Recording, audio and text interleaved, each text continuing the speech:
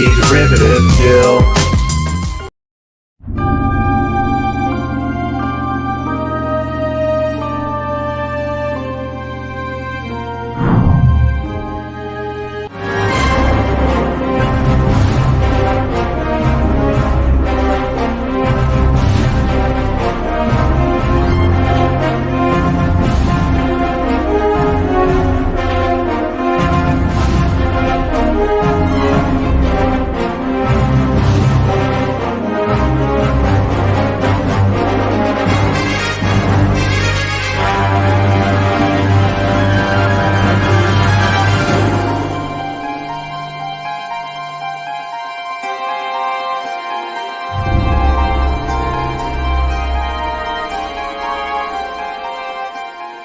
Greetings and felicitations. Hello, I'm Anti-Derivative Jill, and this is Indefinite Lunch and Infinite Combinations number 58, and today I've got the space fever. We're reviewing the next original series episode in production order, and it's time to celebrate Spock and Vulcan culture with Amok Time, and I'm really excited that Bird of Prey 5 decided to join us today. And also, Scotty R37 and Pop Culture Curator. Ahoy. Hello, everybody, and especially everyone in the chat. Good to see you, Jill. Thank you for having me on. And Kapla, Bird of Prey. Kapla, hello, world. It's good to be here. Thank you. Yes. Yeah, you're welcome. Thank you. This isn't just any episode. I was at a real loss on how to express just how much this episode means to me because no explanation could ever come close to doing the art in this episode justice. This is definitely part of my top 10. I'm usually never sure of that, but for this one I am. And I was thinking maybe after I'm done reviewing the whole series, we can have our own top 10 kind of party. I think would be fun. What do you think? Great idea. Right? I can do that. But we also have some wonderful friends here in the chat, as Pop Culture said. Today we've got Bird of Prey 5 already. We already know his review. How many pluses are there? 1, 2, 3, 4. I just kept heading till my finger got tired. That sounds about right. And woo! Kroika! Says Scotty R37. And hello to Jim. Jim's Landscape. Hey, Jim. Good to see you, Jim. And Gorilla's Random Thoughts. Says Kapla. Kapla, Gorilla. And Gorilla says, the episode of TOS that proves men, even if best friends, will kill each other to get laid. So, yeah, Gorilla always has a unique perspective on these episodes that I could never come up with. Thank you so much. That is true. And he also says, damn it, you're killing me, Smalls. My previous chat makes an automatic A. Hurts so bad. Or to quote Dr. Smith, oh, the pain. Okay, and then Scotty's singing. Oh, right. Near, pon far, wherever you are. I believe in my heart that my heart will go on. Yeah, so I wasn't expecting a Titanic reference today, but it works. Like the whole conversation. Yeah. I thought it was just a really easy joke. Mm-hmm. You did. You say that here. Hey, Franco Walker and Matt G. And Matt G. Most importantly, Matt G. Well, not most importantly. Everybody's important. And Pop Culture Carrier says, yes, Gerald Fried was a master at music cues. Oh, the music is so...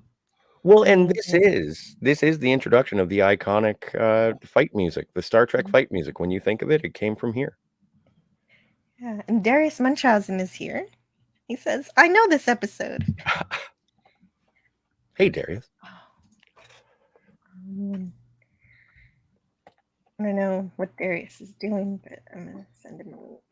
Yeah, it's a party. It's a Pon Far party. I know, I don't know. I feel like today should be a party. Even though I've got, also the business of doing the episode. Well, there's one anyway. This is a a Vulcan wedding. It is. Right. It's a wedding. It's a party. Yeah, Miss Exactly. Queen Jess says Yeah, she Miss. loves this episode. Yeah, me too. And Eric 130 says it was an epic beginning. Thank you. I think the epic part I just added last minute.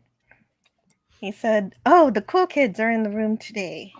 And Yay, hey, Sandra Eric. Feliciano, she's here too. Sandra. Amazing. And Hello, Theo Berg Sandra. says, "Sorry I can't stick around. I'm in an all-day training, but I thought I'd pop in and cast my vote." Thank you. Try to catch the rerun if you get a chance. Yeah, thank you for the interaction. Well, and also everybody else in the chat, check out there's a poll to see what your letter grade of the episode is. And Phantom Boomer is here. Hello. Boomer. It's always Palm Far for Scotty R37 right now. All the time. True story. Yeah, Miss Queen Jess says it's also the introduction to Spock's theme. Which is a wicked bass line. That is incredible. I was admiring that last night. Chrono says a Palm Far party? I don't even want to ask. It was the 60s. It was a different time. It was. I've only heard about it. So I would like to remind everyone today to make sure you're subscribed and click the bell for Pop Culture Curator, because tonight for his birthday stream, he's going to be reviewing The Little Shop of Horrors. So from 1986, that's going to be cool. Such a good movie, dude. Happy birthday. Thank you. Happy birthday again. And Bird, thank you for singing Happy Birthday. You don't understand how much that means to me. I can't remember the last time somebody sang Happy Birthday for me. So that really means a lot. Thank you so much. Oh, you're so welcome. Yeah, the last time someone sang that to me was also Bird of Prey 5. Wow, you guys have a serious lack of singers in your lives. Yeah, I'm not a singer. I wouldn't know. I wouldn't know. It really fills my heart with so much joy. I wouldn't know. So also remember to subscribe to the Phantasmagorium show by Scotty R37. Their channel is back. So I don't know if they're doing Spider-Man or just Star Wars.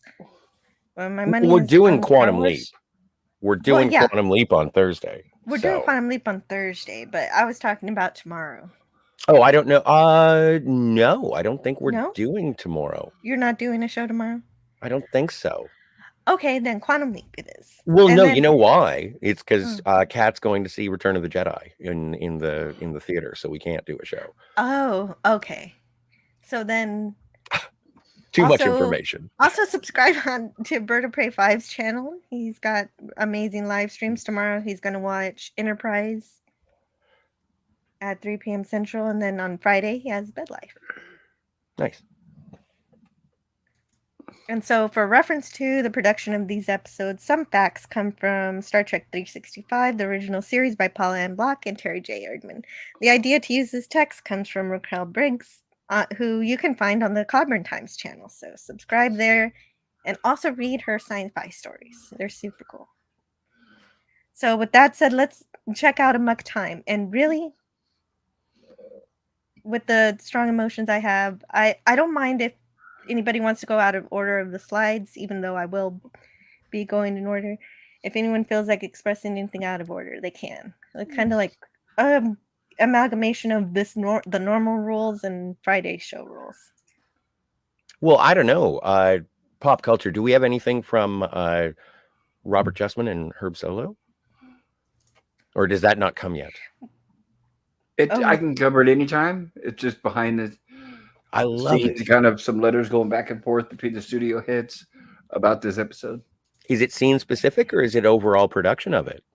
Overall, it's when they were renegotiating Leonard Nimoy's contract when he was thinking about dipping out of the show.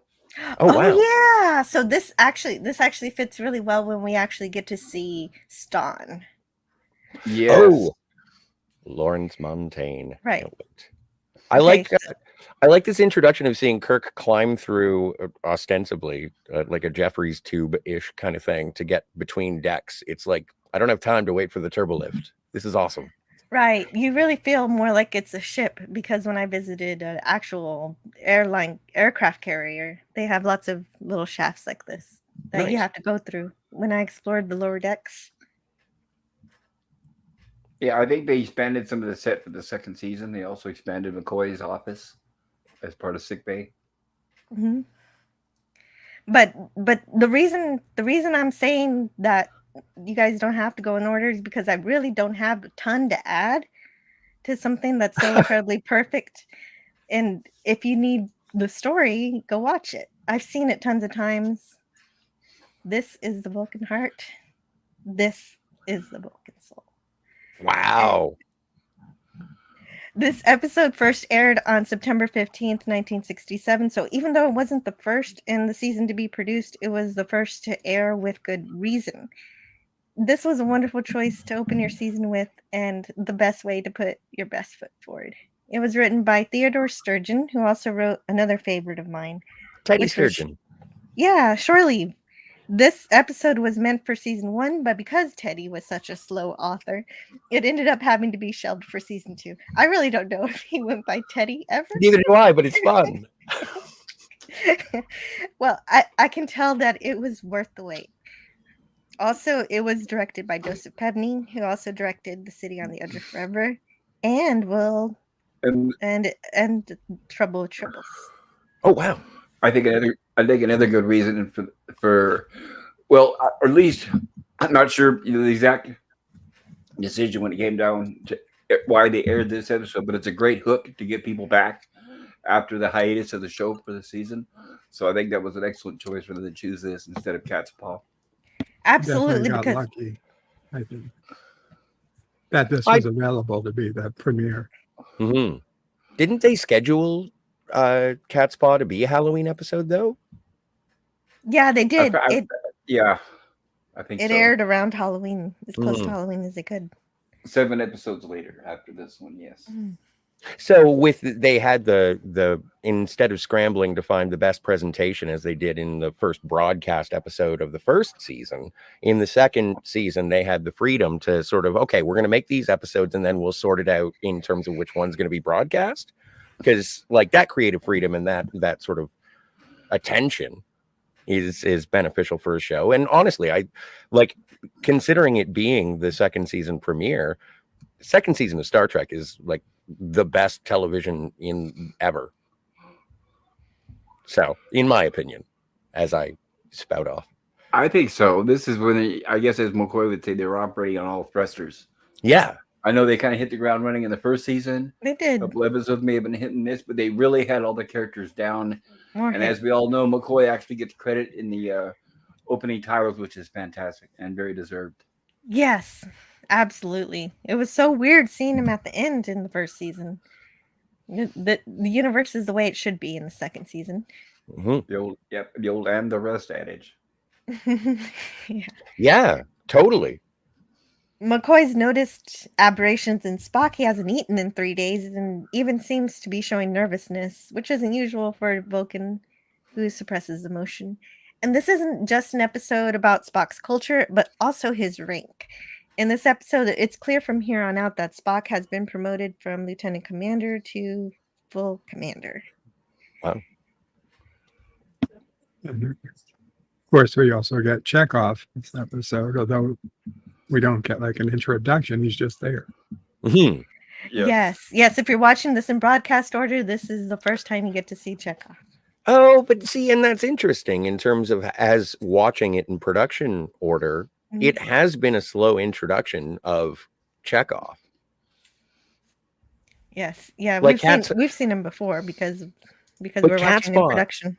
But yeah, and Cat's Paw is really the sort of a guy who is creeping up the rank structure. And as we've followed in production order, production order is the way to watch it if you're a fan of Chekhov. But I do like the broadcast order where he just sort of shows up, and there's even a camaraderie.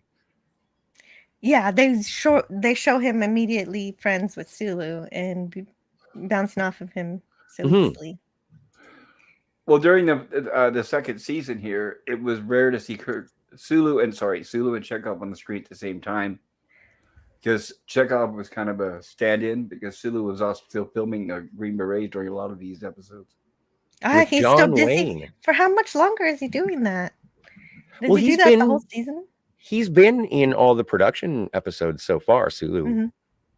So it's strange. I know that that's why Sulu steps away, is to go film the Green Berets with John Wayne. Not a bad movie. But I don't know what. I think it happens more in the middle of the season in production. Yeah, I haven't heard exactly the weeks that he missed off set or how many weeks. All I keep finding is weeks. It was long though. That makes sense. Mm-hmm. So Nurse Chapel also realizes that Spock hasn't eaten in 3 days, so she tries to feed him some plumeek soup, but Spock tosses it on the wall in violent anger. Well, and also we do get an acknowledgement from Dr. McCoy being like, "You'll never give up, will you?" Like Yes. we establish that Nurse Chapel is, or was it Well, yes, it's already been established that Chapel loves Spock. Yes, Naked Time? Yeah. Mm-hmm. So She's And hot whatever for that- Spock. Oh, Who yes. isn't? That's why Nurse Chapel. You could see the disappointment later on in the scene where he tells her that T'Pring is his wife. You could just see basically her face just totally changes. Right, and she knows she can't. compete with T'Pring because T'Pring is way hotter. Well, But no, also that his because culture. Spock, it was arranged for all this time with T'Pring. Sorry, I And- find T'Pring attractive. Right, and Whatever- right, Whatever that- and there's I a- want to mention whatever that soup was, it stayed in the wall for weeks on the set. Oh, really? So it took a while to clean it out. I guess so, or paint over it. And when McCoy tries to figure out what's wrong with Spock, Spock tells him, "You will cease to pry into my personal matters, Doctor, or I shall certainly break your neck." Mhm. And Yeah, that's not like Spock. no, not at all. And neither is this. Theirs is a soup on the wall.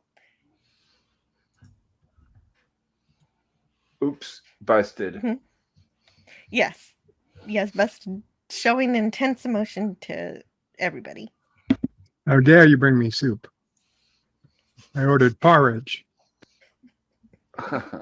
And just if anyone wants to know, the ingredients for Plomeek soup are 1 cup of onion, finely chopped, butter or vegan butter, carrots, celery, chicken stock. I guess the vegan butter would be useless if you're using chicken stock. Vegetable stock will do. And a teaspoon of pepper. And this Oh, is and a from half cup where? of heavy cream. Where are you getting this recipe, Scotty? Food.com recipe Plomeek soup. Yeah. Oh, cool. Thank you. And Spock's got to go to Vulcan. He he wants shore leave there. Also, in terms of production things, I believe that Mr. Leslie was using that machine to try and find a way to destroy the hand that was gripping the Enterprise in Yeah, that Warren's computer Spur. really pops up everywhere. Right. It's That hilarious. computer. That computer was used to find where the energy wasn't, so that they could find where the energy was for the hand. Mhm. Well, it was also on the planet for metamorphosis. I mean, many episodes it pops up. They just It's said, got okay, lots of put it functions. over there. Yes, it does. Whatever it I love is. Mhm. And so, if you look at Spock's comment that Chapel was undignified for serving a man who isn't hers, it's actually a reflection of Vulcan culture, because we find out in this episode that Vulcans attribute ownership of one another in this way. So it makes sense. Does that ever come up in Voyager with Tuvok? Only reason I ask is just because the other Vulcan that we spent the most time with. Does he ever have a freak out like this? Actually, I think Tuvok? it might come up with T'Pol and Enterprise. Oh, okay. Oh, there's something with Tuvok too, but I'm remiss on my Voyager. I need to rewatch, but I do remember him flipping out. And I think he ends up having to use the holodeck, Nice. but I'd have to do a rewatch. Oh yeah, Tuvok's on Fars, handled on the holodeck. Mhm. The doctor hooray. prides himself in doing something about that. Oh, good job, Doc. Yeah, well, the Doctor is amazing. Well, and I suppose Did they recreate the set for the hologram? But we don't see it. But it's Gotcha. heavily implied that I believe he made a hologram of his wife. Okay, thank you. I remember Tom Paris talking him into that. And the only reason I'm bringing up the Ponfar and the Vulcan stuff is that this is such a Absolutely. huge acorn for a giant oak tree that is Vulcan culture. Obviously Leonard Nimoy did the best at being a Vulcan because he was the first, and he's also an amazing actor in the character. He's beloved by millions, billions even. But like this performance in this episode is the dichotomy between the raging emotions of a Vulcan with their logical control. And this is what happens when, the birds and the bees, but the birds and the bees, they're not Vulcan. They're not. Yes, we know that for a fact now because Spock has said it. True. Kronos says the classic theme is in my brain. Yes, it is too. It's been in my brain all morning. Pop Culture says yes. Gerald Fried was a master at music cues. And Vulcans can get horny. Yeah, they can, Kronos. Who knew? Totes. And Kronos says Scotty do. Scotty does. Wow. God Emperor of Kroga himself. Yeah, right. Hello, Kronos. Herc 130 says, "Oh, the cool kids are in the room today." And yeah, Miss Queen Jess, I cannot even count how many. There's like 20 pluses here. It's all the pluses. It's all the pluses. That's a lot of pluses. Cronus agrees. And oh yeah, he's not here today, but there's PvP's channel. Yeah. By Stream Elements.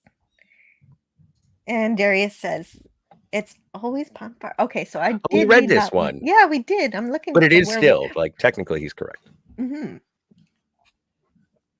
and we read that one too. See, the Spock's theme, I love that. That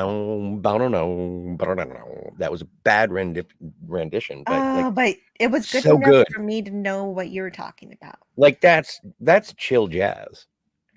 Franco Walker says, "Don't forget to subscribe, hit like, and select live chat." Thank you. Oh, and Darius Munchausen's also singing you happy birthday in the chat. Yay. To Pop Culture Curator. Whose birthday is it? Well, it was Pop Culture's birthday yesterday, and he's continuing the celebration today on his channel tonight. Watching Little Shop of Horrors. Yeah. And Jim has a new puppy video, so if you guys like puppies, Jim's got your puppies and your 3 starships. Nice. Can't go wrong with either of those.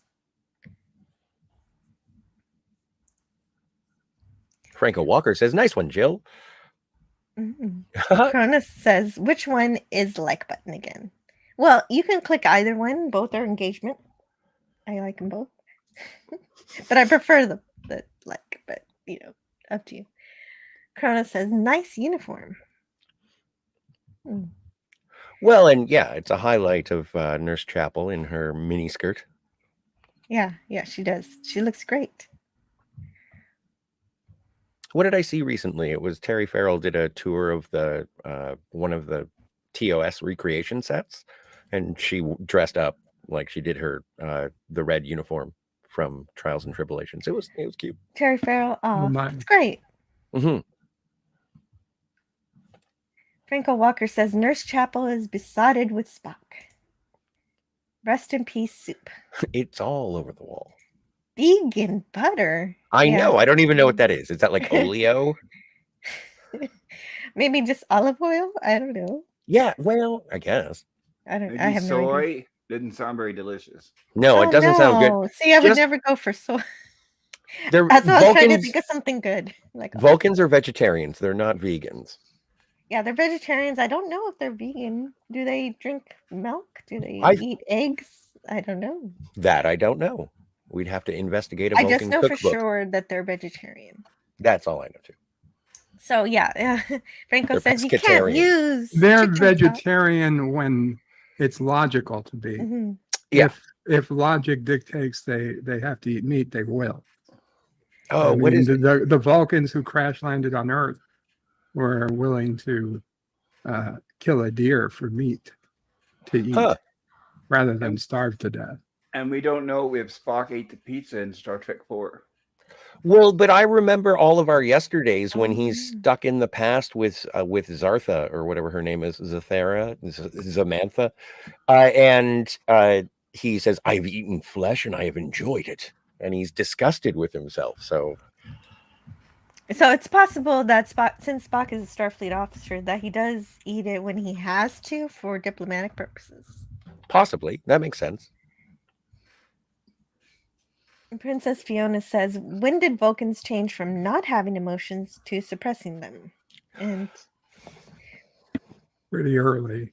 pretty early, yeah. So I felt like it's always been that way, but I I'm mean, sure that you there could was a moment. argue with the cage and Spock showing emotions in there that they'd always suppress them.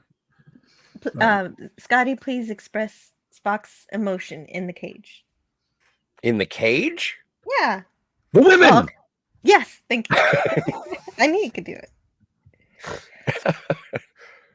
Yes. And hello to Dalek451. It's a goddamn weird ass place we work in, let me tell you. I'm sorry, Lamar pleases me. Yeah, me too. I love that clip. Every 7 years they go into heat. It's called Ponfar. Yeah, that's what this episode's about. And Admiral Teague says, I miss when Vulcans were only emotional on rare occasions and when it mostly made sense. And that's what so powerful about Spock's emotions in this episode is because it's rare. It doesn't happen often. And he's just bursting with them in this episode. And he still tries to control them even when he can't. Yes. And I would like to point out, and this is going back to our take a look back at City on the Edge of Forever, but when Spock finds McCoy in the past, that Spock is pretty emotional. Like he's shaking hands and smiling with McCoy. It's in the background because we're all paying attention to Edith getting hit by a bus or something. But in the background, when Spock and McCoy meet, he does something similar to this. And so it is one of those details. It wasn't highlighted in that episode because it was a tragic moment. But when we do get the emotional outburst that would bring the house down,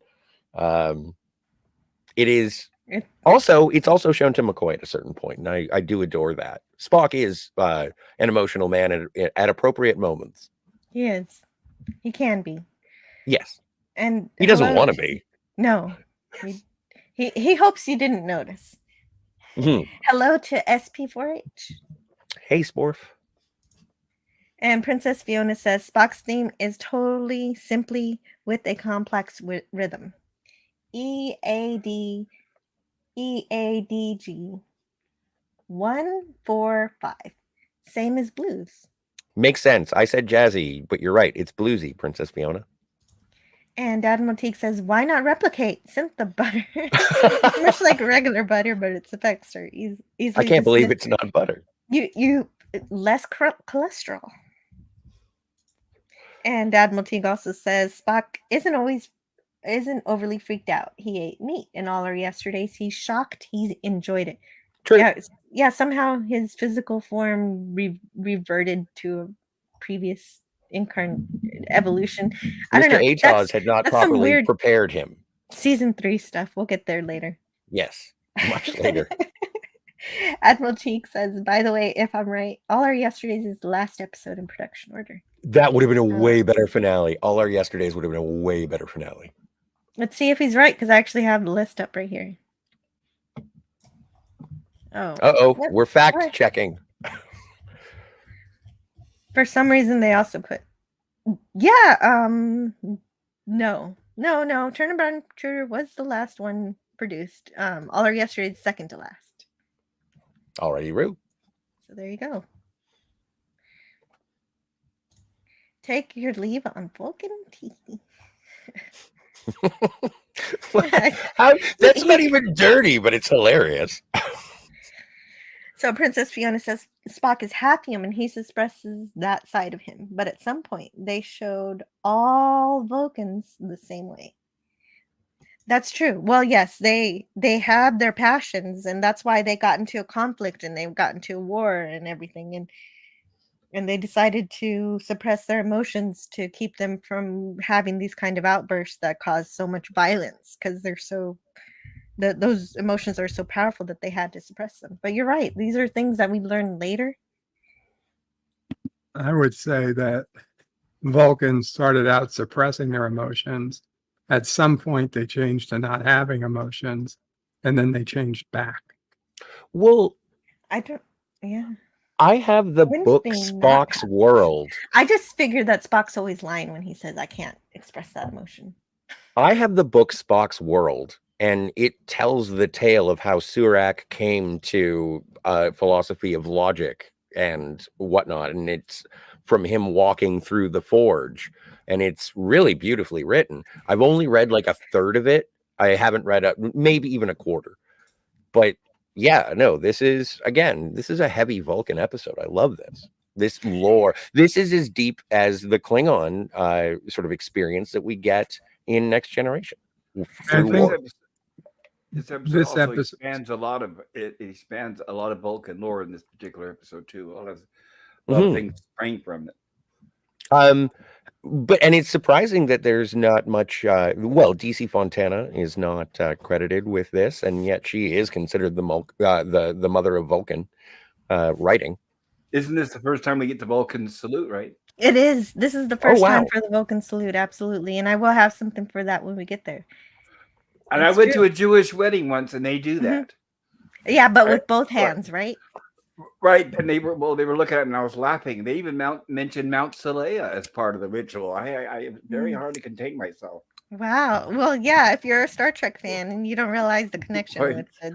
No, they mentioned Mount Saleya, and I'm laughing because I'm not Jewish, and I didn't know it was part of the Jewish ceremony, but it is, and they're all looking. And of course, they turn, and I'm like, oh no. I'm like, what is wrong with that guy? Well, who's the guy wearing the Starfleet uniform? Right, I know. Where's the tuxedo? Right, exactly. I kid. So Spock will not reveal his issues yet, except that he has to go to Vulcan. So Kirk heads that way at Warp 4. All the while, Spock is ready to make it to Vulcan one way or another because he's got this sharp object behind him. He's ready to use it. I don't know if he'd ever willingly use it, but if he did do it, it would have been something he wouldn't have remembered doing. So is that scene Kirk seeing it in his hand? Yeah, Kirk does see it. Kirk sees that he has that in his hand, and I don't know if he realizes just how dangerous Spock is at this moment or not. Oh, do you take it that he's going to use it as a weapon? Foreshadowing. Yes. Oh yeah, definitely. I don't think so. What did you think he was going to use it for? I didn't think he was. I thought he was using it as like, you know how you get those stress balls and you can squeeze them or whatever. Like I think that he was just holding it to try and control himself, and he was focusing on an object to do so. I never thought. I don't get the impression that that Spock is going to kill. I think that it's a physical representation of him attempting to maintain control. He's been physically weakened by his emotions, and I think he possibly could be violent in this state. Okay. Kirk says, I suppose most of us overlook the fact that even Vulcans aren't indestructible. So you think that okay. Yeah, okay. I understand what you're saying, that you think that Spock is going to stab him in the neck with a pen. Maybe not in the neck, but just like incapacitate him just so he could take command and take the ship. I don't think that would work. Oh. I'm glad it just never comes up. Great. But Bird of Prey 5, could you read the captain's log? It's in the private chat, yes. The first thing. Oh, nice. Where's Captain's log? Oh, I don't have anything in my private chat. Oh, let me put it in I got here late. Oh, that's right. Sorry. Okay, here. No, then don't be sorry. Here it is again. Okay. Captain's log, stardate 3372.7. On course, on schedule, bound for Altar 6 via Vulcan. First Officer Spock seems to be under stress. He has requested and been granted shore leave. Ship surgeon McCoy has him under medical surveillance. Yes. New ringtone. That was pretty cool. That was fucking awesome. Sorry about the swear. Uhura relays a message from Starfleet. Admiral Cormac has ordered the Enterprise to go to Altar 6 because they got a ceremony. They're starting up their planet and they're putting themselves out there as part of the Federation and everything. So Kirk thinks it'll be fine to delay Spock's shore leave by a week for this important diplomatic event. But then he wonders if he can get to Vulcan quickly enough. So they head to Altair. Is that still the wig? Yes, Yes. this is the last episode in production order where he wears the wig. Yes. Next week, Walter au naturel. I can't wait. Is he in? Is Chekhov in Doomsday Machine? You always ask me that. I don't know. I don't remember. I don't either. Haven't seen it in a while. Chat is Walter Koenig in Doomsday Machine. They'll answer us. Thanks, guys. They know everything.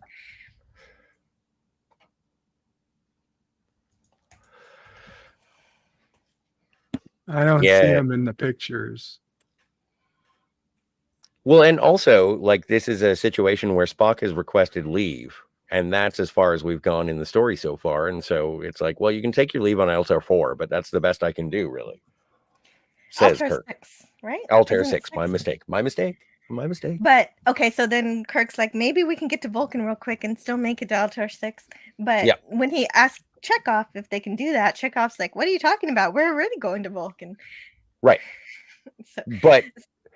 So I do agree in terms of the tension of him holding the pen, but this was just don't kill him. Wait until he's asleep, then take over the ship. That'll work better. I don't have to deal with a dead captain.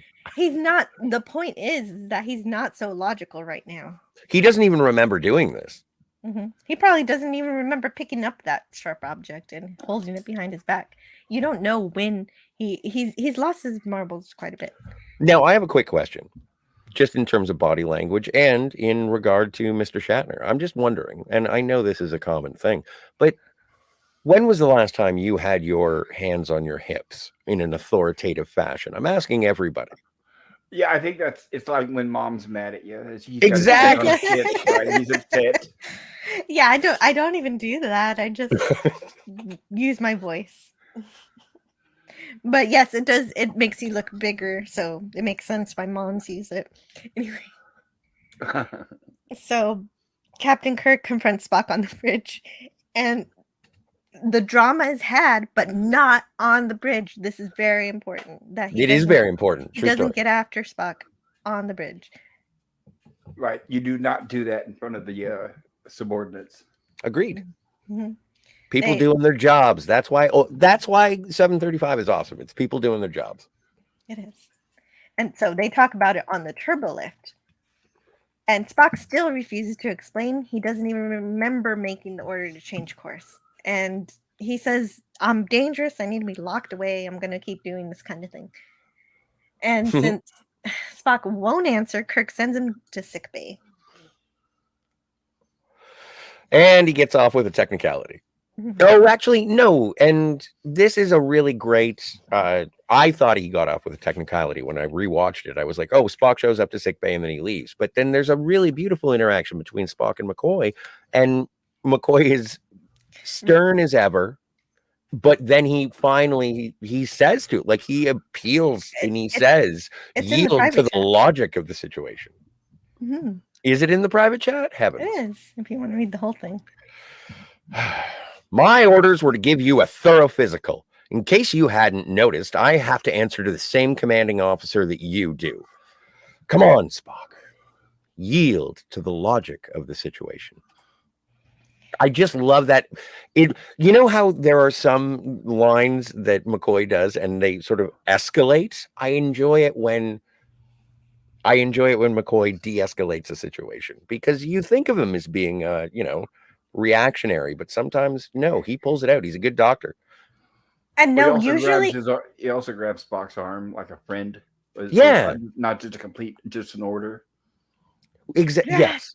Yes. But it starts like it goes from I have orders. We work for the same guy. Please don't fight me on this and just yield to the logic of the situation.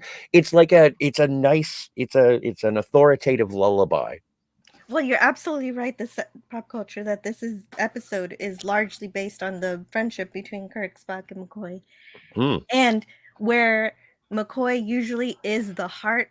He's the heart here too, but he realizes that Spock has lost his ability to use some of his logic, so And focus, he picks up the right? mantle on that a bit, knowing Spock so well that he can finagle some logic too when he needs to help his friend. I can't believe I gave this episode a B. You did not. And we just have these little interactions from Sulu and Chekhov throughout the episode regarding the constant course corrections from Altair 6 to and they're just hilarious when you watch it. This is the kind. Also, I just want a big shout out to Eddie Paskey as Mr. Leslie over on the engineering panel. Mm-hmm. I assume that's the back of his head. Also, I would like to say absolutely that the interactions between Chekhov and Sulu are fantastic. But the only thing from making this like an original 7 episode, no Scotty. No, they mention him. Spock mentions him, but that's it. Mm-hmm. He was busy. I think that this duo here is the inspiration for Lamar and Malloy on the Orville. Yes, I agree with that. I second that emotion. And so, yeah, they're gonna get space sick. So McCoy lets Kirk know that if they don't get Spock to Vulcan, he's gonna die. So, whoa. Pop culture curator, could you read this from McCoy? Absolutely. Good stuff. There's a growing imbalance of body functions, as if in our bodies huge amounts of adrenaline were constantly being pumped into our bloodstreams. Now, I can't trace it down in my biocomps. Spock won't tell me what it is, but if it isn't stopped somehow, the physical and emotional pressure will simply kill him. I'm sorry. I'm not laughing at that, but I'm laughing at Admiral Teague. He's saying, we're agreeing way too much today, Scotty. Yes, you're welcome. I think it kind of helps when we have an episode that everybody likes. Yeah. So we all agree on that. Yeah, don't thank me. Thank the episode. This is awesome. And if you haven't seen it recently, I know some people come in and check out the talks without having seen the episode recently. This is... If there is a Star Trek episode to show your mom, this is it. Like, if you want to share Star Trek with anybody, this is the episode. Yeah, definitely. And this is what my mom would expect from Star Trek, for sure. Exactly. Princess Fiona says, Vulcans never lie. And then Cronus says, yes, they do. Yeah, they do. And Yama says, Vulcans can exaggerate. Manipulating the facts is something that I think Vulcans are capable of. White lies. No such thing, still lies. Admiral Teague says Mark D with the C uses the cover of Spock's World as avatar. And Princess Fiona says, since I started watching this stream, I have realized how much the filth had soured me as much as tried to not let it. Thanks for taking me back and reminding me just how amazing this world is. Yes, exactly. That's what this stream's for. And just to remember what Star Trek really is and where it came from the beginning. Right, and this was the point where Star Trek didn't bring misery like it does now. Mm-hmm. So yeah, you're not emotionally drained in that way when you watch this. It's much different. You feel enlightened when watching this, and it just seems like the opposite with the new Trek.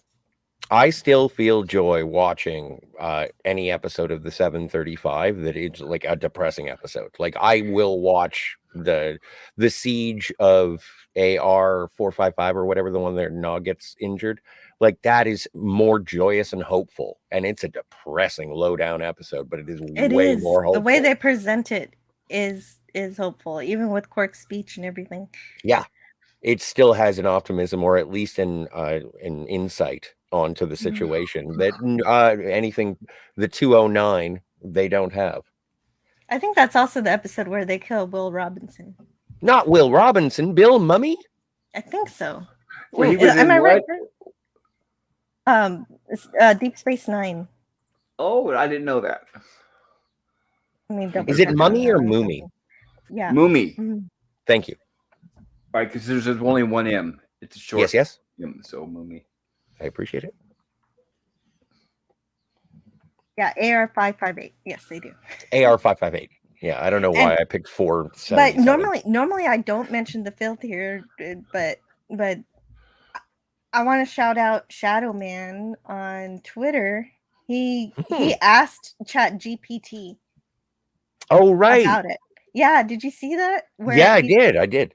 It said, ChatGPT said, as an AI language model, I can't form subjective opinions and must remain neutral. However, I can provide some differences between Star Trek before 2005 and after. And before 2005, also known as the Prime Universe, consisted of, whatever, all these TV shows.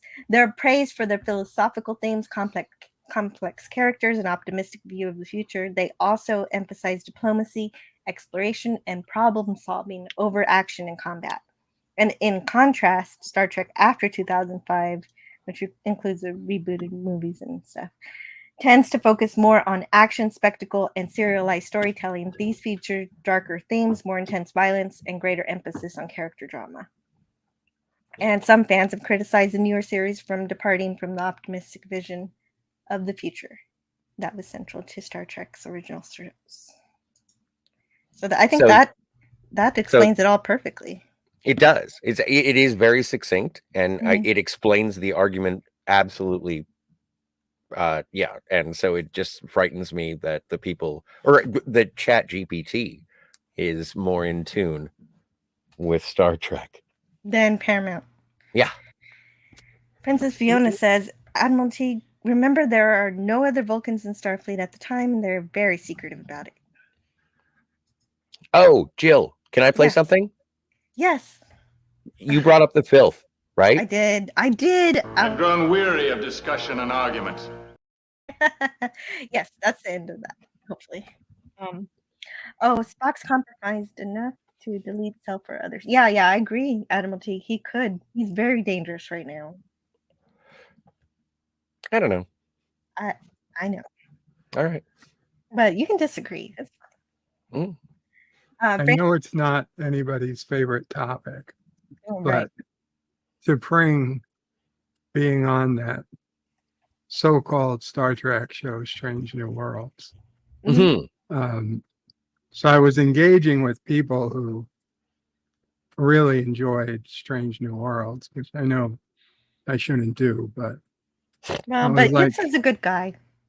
I was like, could we all at least agree that T'Pring was not a good person? They were like, oh, I love T'Pring. T'Pring's great. I was like, how can you love T'Pring? She's a monster. She's the one who goes on and in Amok Time to have Spock, fight Kirk. I was like, for all the things, you can't possibly agree with that. Yeah, and they said, no, of course they agreed with it. They thought it was a power move on her part, that the Vulcan way treated women poorly, and it was the only way she could be free. Huh. Like, what are you talking about? Well, it's less evil in this episode because they've been apart for so long, and so it makes sense that she'd grow connected to someone else. But the way they presented it in the filth, they've had this strong connection, and they've been together, they've mated, and they've done all the things, and they're like in a real relationship, and so that makes it way worse when she dumps him later in that universe. I found it fascinating the different ways that people explain bad Star Trek away to themselves. Well, it's very fascinating the excuses they come up with to explain really bad things away. Here's how I view Strange New Worlds, because I haven't watched it in a long time, but as soon as they introduced T'Pring, I was like, why did you introduce T'Pring as being your Spock villain when Sybok exists? Like, we don't have to deal with Michael Burnham anymore. It would be interesting. It would be an interesting transition to see what Cybok would do. But they brought in T'Pring, and I was like, to show the I sex don't. scenes with her and Spock. That's That's all they want to show these days. Yeah. I get it. All sizzle, no steak. But like, I was just, if you want a villain for Spock in Strange New Worlds, you call Cybok. You don't call T'Pring. T'Pring is already a villain, and she's one and done. It's like bringing back Gwen Stacy when you bring back T'Pring. It's not done. The people I was talking with, they thought T'Pring was like the girl boss, the star. Yeah, that she was the hero.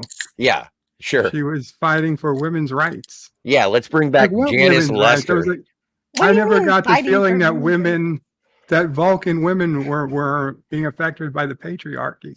No, but apparently there are people out there that think Vulcan women don't have equal rights with men. This episode already shows that the woman has all of the power in the marriage. She can say no, I don't want this, and exactly, she can manipulate and the she gets the men's property. The property. They were like, well, the women were treated like property in the Vulcan culture. I don't get it. I don't see it. That's true. But the men were too. They were property of each other. Mm-hmm. Exactly.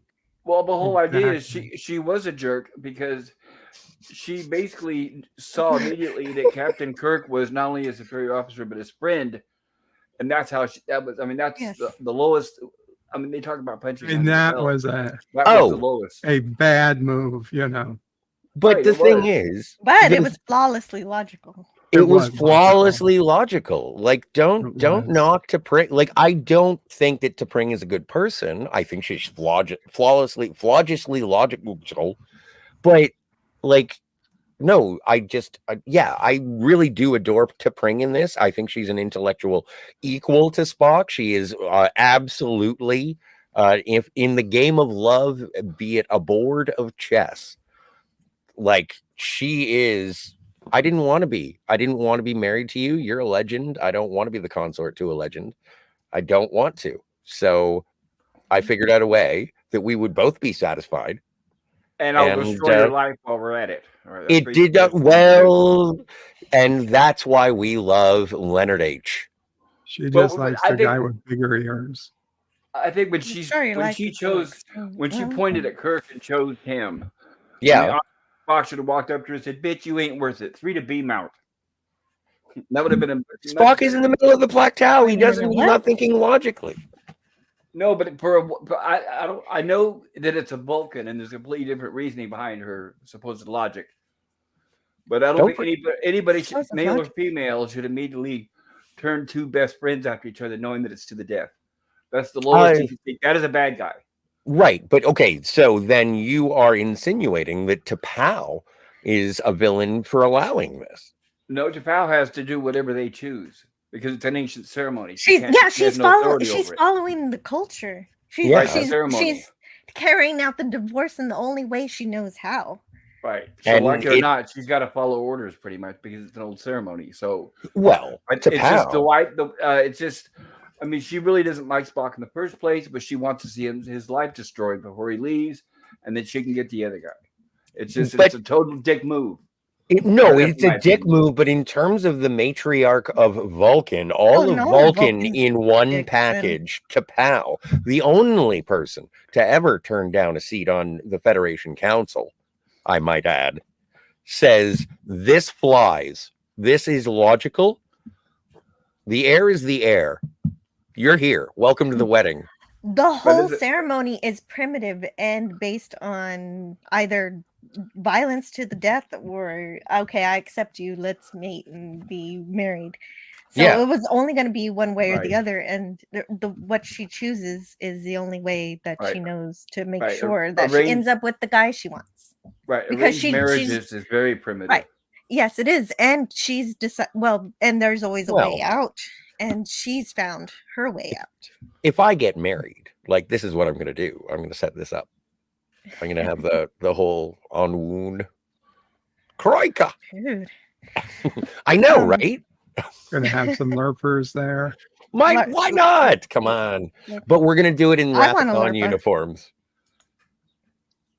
Got to be in international water, so it's all nice and legal. Exactly. Nice and legal. Exactly. And speaking of T'Pring, there's T'Pring as when they first were set to be Betrothed. married. Betrothed. Yeah. When they were 7, for some reason I can't say betrothed. Whatever. Apparently, when the actress shot this picture, she was very ill, but she said it helped her look more serious. Oh, and I also heard she only had one ear done because only one shows up here. She kind of looks like a Vorta. Oh yeah, a little bit, but doesn't have the little lines. No, well, I know. I think you're right because they have bigger ears, and these ears are obviously not children's Vulcan's ears. Yeah, too big. those aren't proposed. Like even the baby's ears in Star Trek V were better than these. Mm-hmm. Yeah, so they didn't make special ears just for kids. Damn it! This episode. Yeah, I think they just use the same mold. Sean Carter's here. Hey, Sean. Hey, Sean. Yeah. And so Kirk needs to know what's happening, so he promises Spock he'll keep it confidential, and he does. Does he? I forgot. Does he bust up that monitor? Not this one. Okay. Or not yet. This is a great combination of roles, both Kirk's professional role and finding out what's going on with his first officer, the best in the fleet, and the true concern and compassion he has for his friend when he tells him he'll keep it secret. And this is the scene where we find out it's Spock's problem is the biology. Let's talk about sex, baby. Let's talk about you and me. Let's talk about all the good things and the bad things. That was not sanctioned. No. Yeah, I was wondering that wall behind them with the red curtain. It almost looks like the shadow of a boom mic. Kind of like the mics that some of us are using now for our podcasts.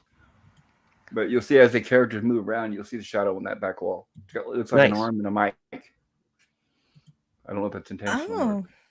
Oh, you're right. I would never have noticed that in the corner there. That's crazy. Not the one I'm talking about. Oh. What I'm talking about is you can see the shadow go between Spock and Kirk. And that's the armature that's holding the microphone, is what I thought. But it's interesting. The other thing did kind of look like a microphone too, but they were bigger back then.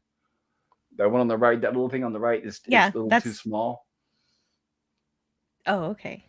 Franco Walker says, I've never put my hands on my hips like that. Try it. Just stand in front of a mirror and give it a go. Yeah, see if people listen to you better if you put your hands on your hips next time when people aren't listening. I really enjoy the performance between these guys. Yeah, me this too. Is so it a perfect representation of friendship having an awkward conversation. I really like this. I didn't really even make notes for this episode because it would just be me reading all of the lines in this episode because they're so amazing. Like you said earlier, the birds and the bees are not Vulcans. And something I'll be covering is this relationship was suggested by Isaac Asimov. Oh, really? Yep. Oh, cool. That's great. Well, why don't you share it now? This is good time as any in this scene. Okay. And, it's a little lengthy, but I'll try to keep it short as I can. This is for everybody from Inside Star Trek, the real story. All right. We got plenty of time. Take your time. Yeah, I'm surprised there was so much in here about Amok Time. Okay. Basically, what happened was, in addition to his work on the committee, Isaac Asimov helped out in other ways. The popularity of Mr. Spock still rankled William Shatner, who claimed that he was carrying the load as captain of the Enterprise, while Leonard Nimoy was getting the lion's share of the attention. On June 19, 1967, photography was completed on Amok Time, the 5th episode filmed that season. That same day, Roddenberry wrote to Asimov and voiced his concerns. Wish you were out here. I would clearly love to discuss with you a problem about the show and the format. It concerns Captain James Kirk and the actor who plays that role, William Shatner. Bill is generally rated as fine as an actor as we have in this country, but we're not getting the use of him that we should, and it's not his fault. It's easy to give good situations and good lines to Spock, and to a lesser extent, the same is true of the irascible Dr. McCoy. And yet Star Trek needs a strong lead, an Earth lead, without diminishing the importance of the secondary continuing characters. But the problem we generally find is this. If we play Kirk as a true ship commander, strong and hard, devoted to career and service. It too often makes him seem unlikable. On the other hand, if we play him too warm-hearted, friendly, and so on, the attitude often is, well, how did a guy like that get to be a ship commander? Hard. Looking at Picard when I read that. Anyway, sort of damned if he doesn't, damned if he doesn't situation. Actually, although it is missed by the general audience, it is Kirk's fine handling of a most difficult role that permits Spock and the others to come off as well as they do. But Kirk does deserve more, and so does the actor who plays him. I am in something of a quandary about it. Do you have any ideas? Asimov did have a number of ideas. On June 22nd, 1967, he wrote a follow-up letter to Roddenberry. And it goes like this. In some ways, this is the example of the general problem of first and second banana. The star has to be a well-rounded individual, but the supporting player can be a humorous man in the Elizabethan sense. He can specialize. Since his role is smaller and less important, he can be made highly seasoned, and his peculiarities and humors can easily win a wide following simply because they are so marked and even predictable. Undoubtedly, it is hard on the top banana, who, like all actors, has a healthy streak of insecurity and needs vocal and constant reassurance from the audience to feel drowned out. Everybody in the show knows exactly how important and how good Mr. Shatner is, and so do all the actors, including even Mr. Shatner. Still, when the fan letters go to Mr. Nimoy and articles like mine concentrate on him, one can't help feeling underappreciated. What to do? Let me think about it and write another letter in a few days. I don't know that I'll have any magic solutions, but some vagrant thought of mine might spark some thought in you, and who knows. On July 10th, 1967, Asimov wrote again. Dear Gene, I appeared in the Time magazine last week, July 7th issue, and in the course of the 2 columns on me, a favorable mention of Star Trek managed to be included. How about that? But anyway, I promised to get back to you with my thoughts on the question of Mr. Shatner and the dilemma of playing lead against a fad character as Mr. Spock. The more I think about it, the more I think the problem is psychological. That is, Star Trek is successful, and I think it will prove easier to get a renewal for the 3rd year than was the case for the 2nd. The chief practical reason That was wrong. The chief practical reason for its success is Mr. Spock. The excellence of the stories and the acting brings in the intelligent audience who aren't enough in numbers, alas, to affect the ratings appreciably. But Mr. Spock brings in the teenage vote, which does send the ratings over the top. Therefore, nothing can or should be done about that. Besides, Mr. Spock is a wonderful character, and I would be most reluctant to change him in any way. The problem then is how to convince the world and Mr. Shatner that Mr. Shatner is the lead. It seems to me that the only thing one can do is lead from strength. Mr. Shatner is a versatile and talented actor, and perhaps this should be made plain by giving him a chance at a variety of roles. In other words, an effort should be made to work up story plots in which Mr. Shatner has an opportunity to put on disguises or take over roles of unusual nature. Hey, patterns of force. Right. A bravura display of his versatility would be impressive indeed and would probably make the whole deal a great deal more fun for Mr. Shatner. You might also consider that a display of virtuosity would stand him in great stead when the sad time comes that Star Trek had finished its run and he must look elsewhere. Then too, it might be well to unify the team of Kirk and Spock a bit by having them actively meet various menaces together, with one saving the life of the other on occasion. The idea of this would be to get people to think of Kirk when they think of Spock. And finally, the most important suggestion of all, ignore this letter unless it happens to make sense to you. I'm going to start signing off on Oh, those. man. Like that. That's amazing, dude. That Thank was you so such a much. lovely letter. Thank you for sharing that. Well, I And have Asimov is such a creative guy. Roddenberry's response back to Asimov. Huzzah. Roddenberry wrote his thanks to Asimov. Your comments on Shatner and Spock were most interesting, and I like how it's Shatner and Spock. Right, and I have passed them on to Gene Kuhn and the others. We followed one idea immediately, that of having Spock save his captain's life in an upcoming show. I will follow your advice about having them much more a team, standing more closely together. As for having Shatner play more varied roles, we have been looking in that direction and will continue to do so. But I think the most important comment is that of keeping them a close team.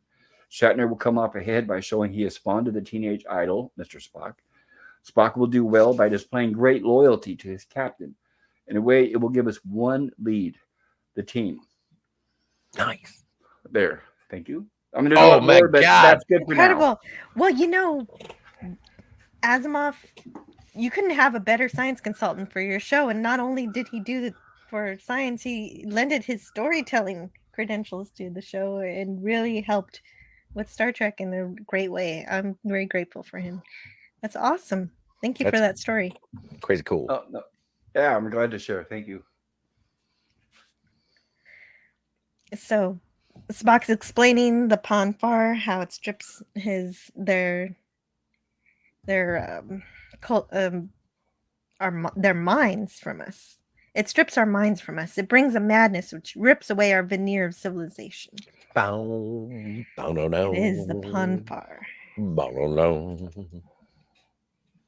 Mm-hmm. Yeah, and so then he explains it like being similar to salmon or the eel birds of Regalis 5. Yes. The salmon. Yeah. Well, essentially, he's got to go home and take a wife or die. So those are the two options that he lays it out that way. Mm-hmm.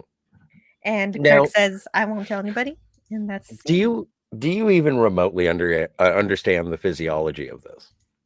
Like, we've been given somewhat of an explanation from McCoy that he's getting like endorphins and adrenaline. And so there must be an ultimate release. Now, we've seen Ponfar subsequently in Star Trek 3, and it's basically just, thumb wrestling, but with your index fingers. And like what I just the whole Plaktau, the whole Ponfar thing, it comes and goes. Mm-hmm. Sometimes he's rational and sometimes he's a crazy person. Peaks and valleys. I think, yeah, peaks and valleys. Exactly. I think it's waves. It comes in waves, in and out, like contractions. And when you're having labor. Makes sense. But you're right. Just like McCoy says, the physical and emotional pressures will kill him if his emotions are bubbling too much. And the Ponfar is the need for emotional release. And so any kind of very strong emotional release. See, I think this is my basic misunderstanding of Ponfar, is that I consider it to be a sexual release, whereas it actually is an emotional release for Vulcans. It's a physiological need for emotional release. Yeah, I'm a dirty person. Too. Yeah, I'm a dirty person. It's a sexual release, but they can't use that terminology. So that's but I think again, like we've had lengthy conversations about the nature of Ponfar, and so what happens in between Ponfar? How do you maintain intimacy without physical release during Ponfar? And I think the conclusion that we came to was that, like, if you can mind meld, if you can have intellectual intimacy, then it is satisfying. And I think that's how Amanda fell in love with Sarek. Like, I think that's how Perrin fell in love with Sarek, is having that intellectual intimacy. And so that's what happens in between the 7 years. But like, I think a lot of people, they think that every 7 years you have sex, but no, it's about the emotional release. It doesn't have to be a biological sexual thing. And again, I apologize for misconstruing that throughout all of my Ponfar conversations. Well, from this episode, you find out that being with a Vulcan is essentially linking your mind with them. Mm-hmm. So, like, T'Pring and Spock are linked? Yes. Oh, okay. So they mind melded, like when how old can a Vulcan mind meld? When they were little, the youngest? They were 7. They were 7 years. Well, like, really? I don't think Ponfar happens. No, it's not Ponfar. It's just we get to it later. They set up Ponfar. They say, okay, you're too young to actually mind meld, right? But you kids should mind meld, and that'll make it so that every 7 years you're going to be drawn to one another until you do like a murder marriage. Right. It's more than a betrothal, less than a marriage. One touches the other in order to feel the other's thoughts. In this way, our minds were locked together so that at the proper time we would be drawn to the Kunut Khalifi. Oh, the Kunut Khalifi. Yeah. If you are referring to Kulinar, Doctor, yes. Sorry, my head is a scramble with Vulcan quotes right now. Well, I love the part in the previous scene where Spock says that he hoped he'd be spared this, and this is clearly because he's half human and is obviously, I mean, he's possibly missed the time when Vulcans usually have Ponfar a little younger, but biology has finally caught up with him, even though he's half human. Mhm.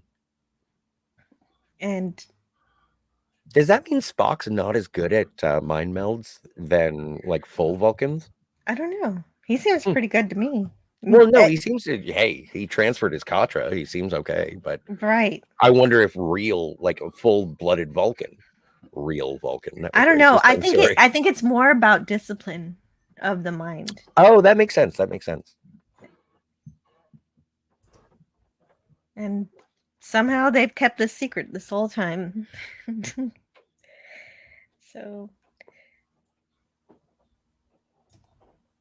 So here's something that the 365 book has to say about it. Hey, Theodore Sturgeon's script for Amok Time, which kicked off Teddy. the series' second season on NBC, provided a plethora of information about the insular Vulcan civilization, answering questions that not even the most avid Star Trek fan would have considered asking.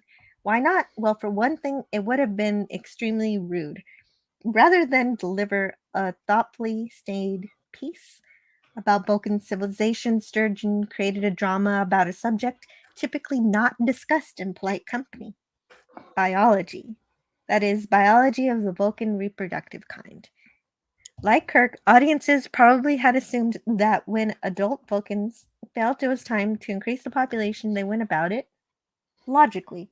But Sturgeon came up with a far more interesting theory.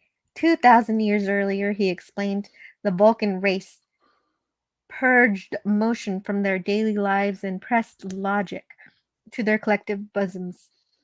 As a result, the species entered a prolonged period of peace and intellectual enlightenment, but for which they would pay an extremely high price. The Vulcans became absolute masters of their passions, but every 7 years they would become slaves to the basest of passions, required to mate or die.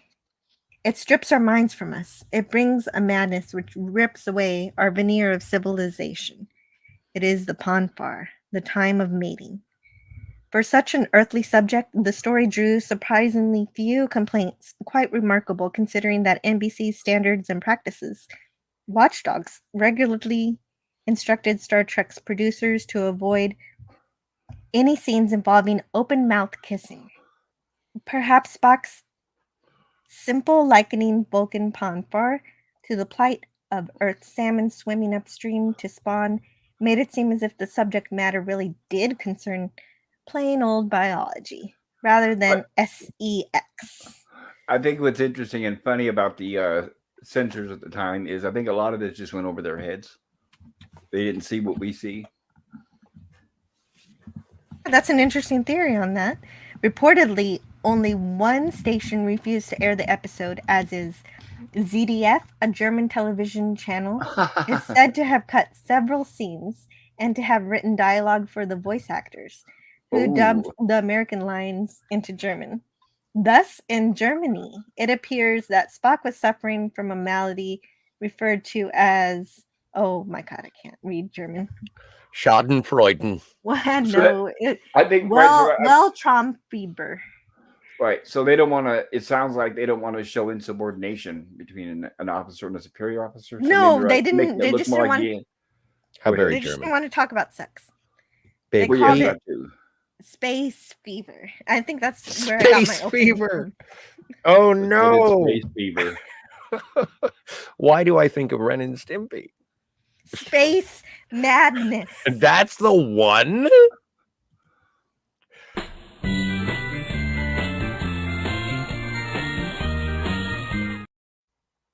Right. Okay. So Uhura tries to send Spock a message, but he grows frustrated. Okay, so that's the part. That's Oh next yeah, one. no, Here we go. got this one. This is the best We do. part. And there's a microphone back there that I was talking about in that last. And now frame. I see it. Now it's way too visible. Before it was shrouded. Maybe that's his request. Let me alone!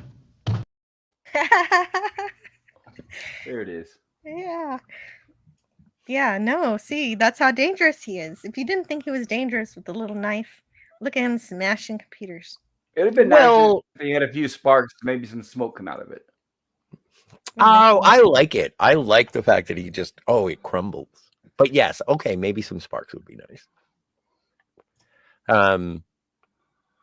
Like that reminds me, I don't know if you've seen the guy who like busts up his computer from his cubicle, or like, have you ever gotten really angry at a Roomba and you just picked it up and bashed it against the kitchen counter? I just stopped using it. I didn't get violent with it. No? Oh, it's so satisfying. Killing a Roomba. Anyway.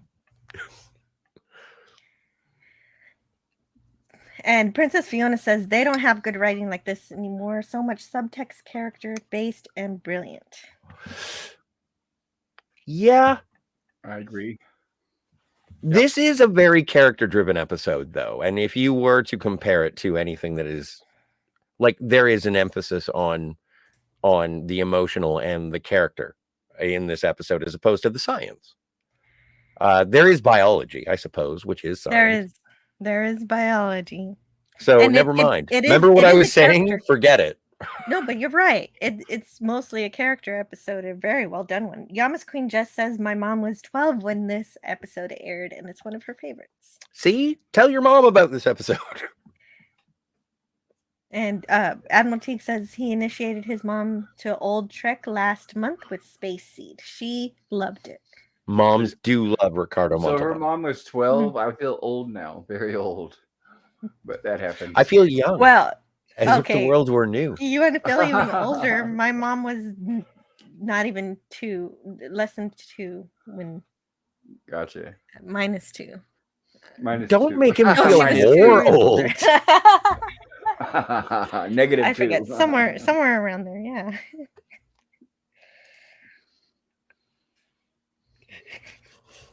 True story. Princess Fiona says that watching New Trek is arduous work. It is. It is. Mhm.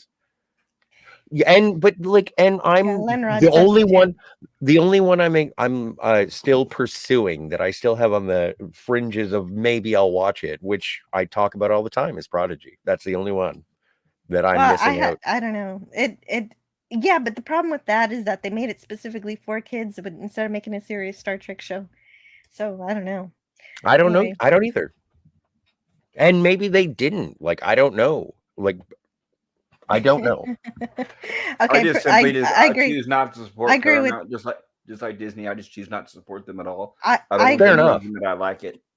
Totally. Yeah. I agree with Princess Fiona. Lots of things she's saying in the chat. Absolutely. Right.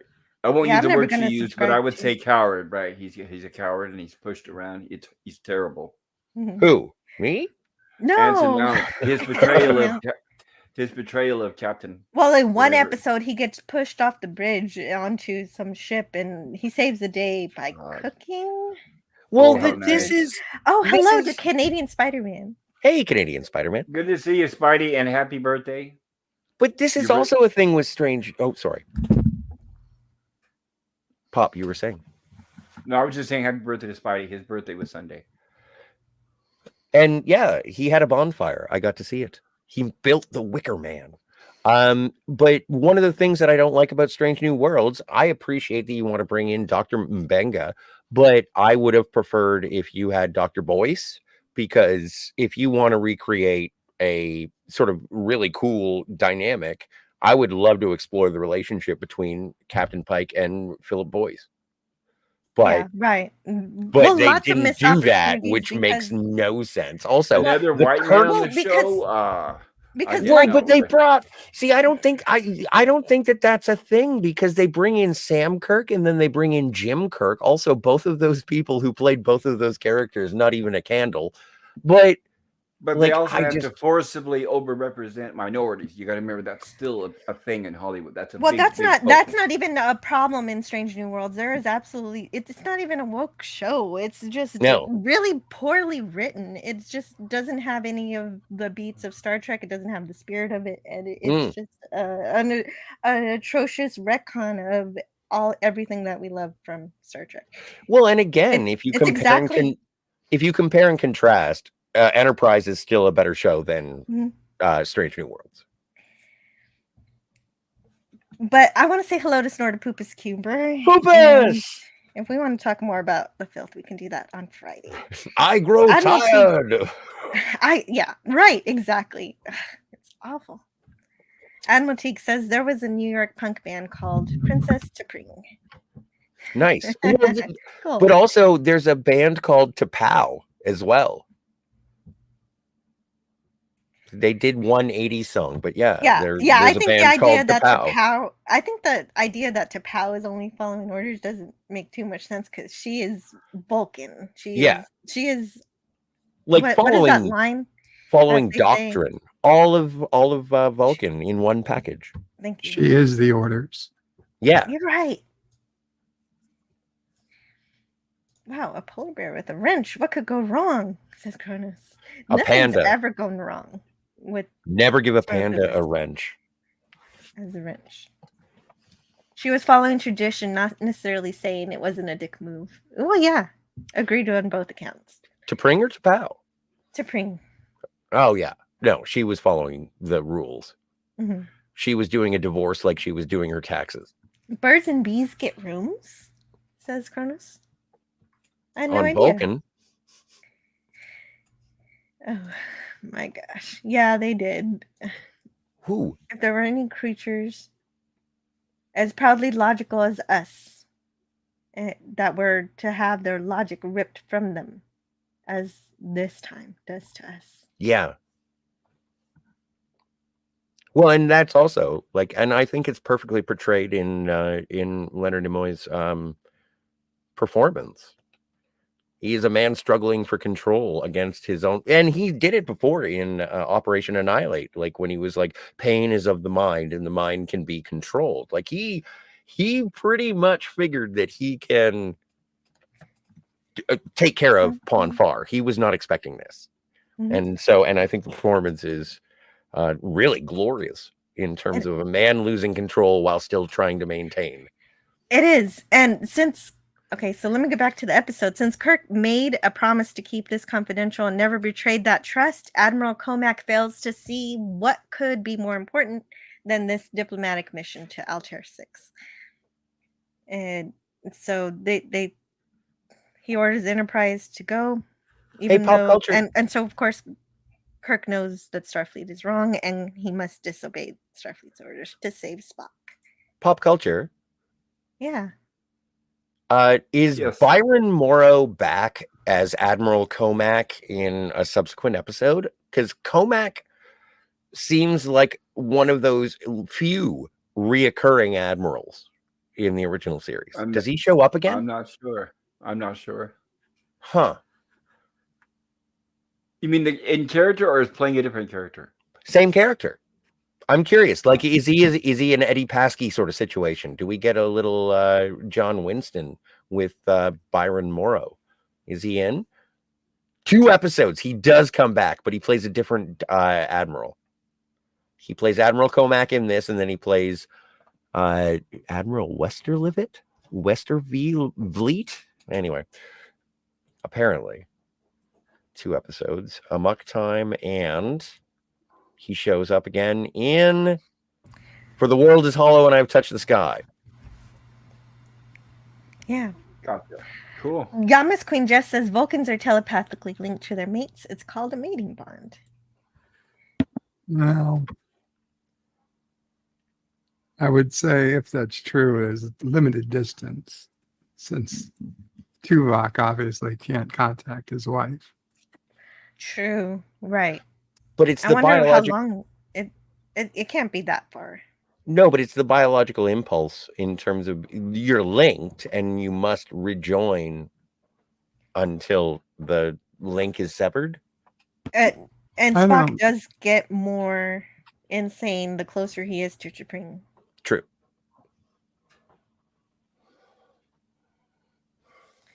Princess Fiona says, "In Ponfar completely overwhelmed the mind, it would not lead to an evolutionary advantage. It must balance an irresistible drive with the ability to maneuver to satisfy that drive." Yes, that's right. That's why it comes in waves, so that he can still sort of control himself. Makes sense. They engaged in the Vulcan patty melt, says Snortopoopas Keeper. I don't know what that means, Poopus. I don't either, but I think it's, I don't know. Snortopoopas says, "I told a former girlfriend that if I did not meet, I would surely die. She was nice enough to send flowers to my funeral."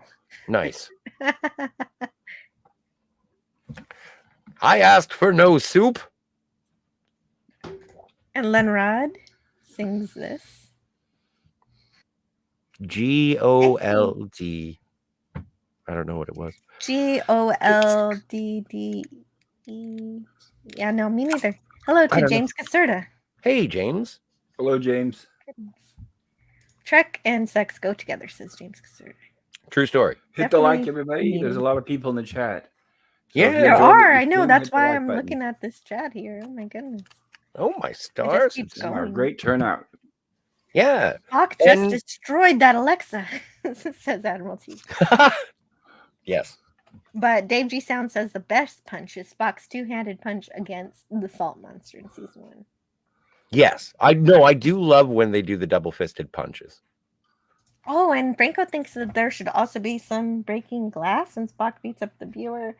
Yeah, But I think well, it's transparent aluminum. I'm right, guessing the screen's transparent made out of. aluminum. Yes, transparent aluminum is where I was going to go with that too. Absolutely. And Canadian Spider-Man says, "I'll tell your mom. I'm calling her right now." And Yamas was introduced to Star Trek by her mother. That's good. Excellent. Sounds like a good mom. Definitely. I keep trying. They won't. Oh, hey. LDG is here. Hello. And also Scogly. Hey, LDG. It was funny is I couldn't get my mother to watch Scogly. TOS at all, but my mother, I couldn't get her to watch TOS, but she loved TNG. She watched it, so oh well, something for everyone. J25 is also here. He says, "Don't forget, Information Society had a song with a sample of Spock's quote."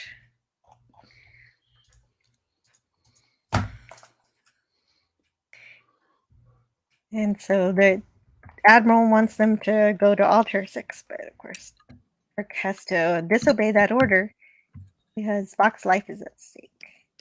Well, and when we were watching the episode last night, I was like, is this the perception of the average person that Captain Kirk is willing to disobey orders and hijack? Like, he essentially hijacks the Enterprise. Is this where you get that sort of perception of him being more reckless? When in a lot of the television series, you do get the sense that Kirk is a very competent officer who certainly follows the rules, but this is one of those instances where he disregards those rules. Yeah, well, But it's a very similar... it's very few and far between when he does like, no, screw it, I'm doing what I want to do or what I have to do, what I must. Is that not? Oh heavens, there's a clip. I owe my life a dozen times over. Isn't that worth a career? Exactly. And so he realizes the consequences, what the consequences could be by doing this, and he's willing to do it anyway. He knows he could be in very hot water for this, and it reminds me of the Menagerie, where Spock does the same thing for Captain Pike, yes. I was trying to think if there was a TNG episode where Picard breaks orders. I mean, he does in First Contact, but an actual TV episode. I couldn't think of one. Totally. The one where Wesley falls into the garden. Oh, did Starfleet say leave him there to die? It's General Order number 1. So yes. I don't remember that. You don't remember the one? Come No, on. I don't. No, I remember the episode. I don't remember Starfleet calling and saying, "No, you gotta let Wesley die. What are you guys doing?" But maybe. Yeah, It would be now's our chance. It would be like that episode of UFO where Straker's son is, clipped by a car. The one I would compare it Oh to my is God. the next was the DS9 episode Mhm. where Cisco is told absolutely do not go after the Romulan Cardassian fleet to save Odo. You stay on the station with the Defiant. Mhm. And Cisco's like, get the Defiant ready. We're going to save Odo. And Eddington is like, "What? He just got a direct order." He's like, "I don't care. I'm not leaving my guy behind." That's And then awesome. Eddington goes and he sabotages the Defiant, and Mhm. he apologizes once they get through the wormhole. He's like, "Well, now you've got to go back," and Cisco's like, "We're still going." Well, and these moments are exciting because they don't happen often. Most of the time, Exactly. orders are being followed. Yeah. And I think that that's a common misconception about the heroes of the 735 is that they are disregarding of their orders. But again, it's the one trope of Star Trek that I absolutely stand by is it needs people doing their jobs first and foremost. And so when there is a deviation from their jobs, it's important. But if Yes. you're always breaking orders, then It's more orders meaningful. obviously exactly. It doesn't mean anything if you're just disregarding orders all the time. And I think that that's a misconception that Right. people have about Kirk. And if your heroes are meant to always disregard orders, then what's even the point of Go watch Mad Max. Starfleet or having You get one kind of or government? two breaks of orders a series. Mhm. That's Yeah. You get And that's enough. yeah. make 'em Well, count. or you get Voyager, which is just a complete hey, we're here. We're going to interpret everything. Right, because Starfleet, in real Star Trek, Starfleet isn't always right, and sometimes you do have to break orders for those reasons, and it doesn't mean Starfleet is bad. It just means that they're ignorant of something, usually. Well, and it just occurred to me through the context of this particular episode is that like Janeway is all of Starfleet wrapped up in one package, much the same way that T'Pau is Vulcan all in one package. Because in the Delta Quadrant, who are you going to listen to? The captain? Yeah, and it's Janeway, and she represents Starfleet and the United Federation of Planets. So if you want to see a disregarding of those rules or an enforcement through interpretation, go check out Voyager. I really got to do a rewatch on that one. Me too. But Chapel's excited to tell Spock that they're going to Vulcan again. And and it seems like for the first time Spock realizes that Chapel has feelings for him, and there's some query if she'd like to fulfill them, but Would you make me some of that lo-make soup? yeah, Chapel's crying because she knows she can't take advantage of him like that, and that he needs to follow his culture. And Spock understands and asks for some soup, and that makes her happier. She can do something. You want to play it again? Oh, you can if you want to. That's fine. You already played it. Would you make me some of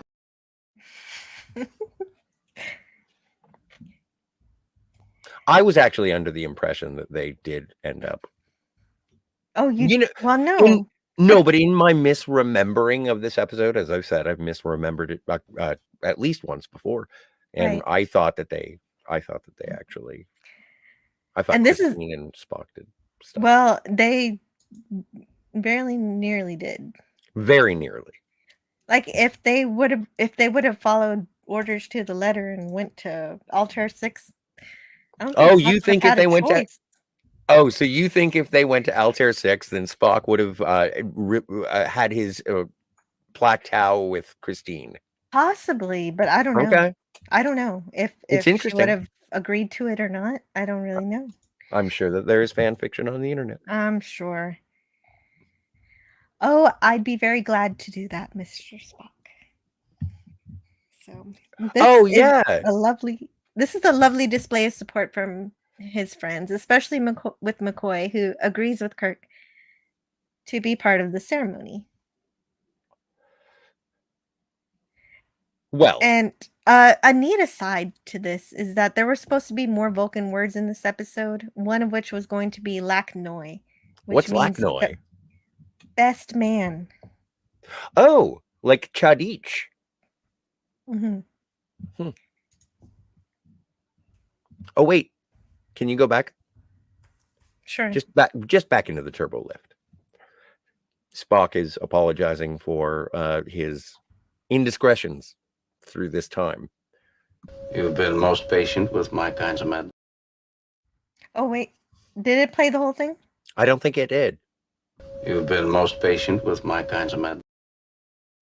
Oh, with my kinds of madness. You've been most Madness. patient with my kinds of madness. It got cut off for some reason. Yeah. Anyway, And Vulcan then, Space Central. Apparently, they're the docking procedures. right. And somebody told this guy, this is my guess. This isn't real production notes. This is just my guess. Someone told this guy, talk without emotion. And he decided to go robot. Yeah, he does. Can you stand by to activate your central viewer, please? T'Pring, so we meet T'Pring, and they say their lines. Spock, parted from me and never parted, never and always touching and touched. I await you. So I guess you could say she's kind of being a bit dishonest here by acting like she's totally okay with everything. I don't know. No, I don't know if it would have made any difference if she was honest, because they still would have had to go through all the ritual. But at least Kirk would have been prepared. Like then he could decide on the ship if he wanted to risk his life. So I guess that Hang could on, be wait a different. second. I don't know. I'm just Hang trying on. to see it from Pop's view because I think this episode's perfect. Well, it's flawlessly logical. Mhm. And I don't think, again, if we're talking about the Vulcan culture, and so if you want to bring emotion into it in terms of a dick move, I don't think that is in the perception of Vulcans. Maybe I have too high a regard of Vulcan logic. I am Me not too. I am not a Vulcan bigot. I like the Vulcan people and I understand how they did the things that they did throughout Star Trek history. Not only do I love Vulcans, I love their planet. It feels like Mars. But I also appreciate the fact that that Jonathan Archer was right. So but this is incredible. This is part of the remaster in terms of the special effects. Again, big praise to the team that did the remaster. But also, one of the things that they included in this digital matte painting, I suppose you would call it, is it's reminiscent of the Infinite Vulcan. Oh no, all our yesteryears. My mistake. Yesteryear. Yesteryear. Yeah, you're right. From the animated series. That's I right. I'm love sorry. that I got them. episode so I got them much. all mixed up. But this Totally. is what they look. This is what the city looks like in that animated episode, and so I do enjoy the reverence. And this is not a member berry. This is an Easter egg. If you watch the animated series and you see that city in the background, woo, tingles. Definitely. It sets the stage. And there's something about it in the book. It says those who worked closely with Star Trek have a tendency to discuss aspects of the series from what may seem to outsiders a peculiar perspective. Although we know it's just a television show, Get a the life. characters, ships, creatures, and civilizations all exist within our minds as extensions of an actual living history. At times, there doesn't seem to be much difference between the world outside the metaphor and the world within it. For Michael Okuda, who contributed to every Star Trek movie and television series from Star Trek IV, The Voyage Home, through Star Trek Enterprise, and his wife Denise, who co-wrote the Star Trek Encyclopedia, with him while working on many of the same shows. The distinctions are particularly fine. Invited to say a few words about some of the stunning images they helped create for the remastered release of Star Trek, they chose to do it within the metaphor. As with this description of the rendering from Amok Time, the nuclear holocaust 2 millennia ago not only shattered Vulcan civilization, but it laid waste to the planet itself. Few traces remained of the life before the time of the awakening, save for a few ancient temples and statues, mostly ensconced in the once verdant mountains. Yet those decaying stone edifices embodied the inherent contradictions of Vulcan society, the determined efforts of a violent people to live a life of serene logic in defiance of their animal passions. Some believed it impossible to change a people's very nature, choosing instead to abandon their home world. But he mentioned Ooh. villains. But those that remained proved equal to the challenge. The teachings of Surak brought about a new rebirth to Vulcan society, one free of the scourge of warfare, whose scars still marred the planet. Wow. Dang. Yeah. Kuda has a way with words. Symbols. Like, And that kind of feeling that I had reading that, I had watching this entire episode. Mhm. And we get to revisit Vulcan again in Star Trek 3 and 4, which is amazing, and it maintains the same aesthetic. We get to see it in the motion picture. And also, I would like to point out that in the horizon of Vulcan, it has no moon. No moon. And Spock says, "This is the land of my family. It's been held by us for more than 2,000 years. This is the place of Kunat Khalifi." And Kirk says, "He described it to me as meaning marriage or challenge. In the distant past, Vulcans killed to win their mates."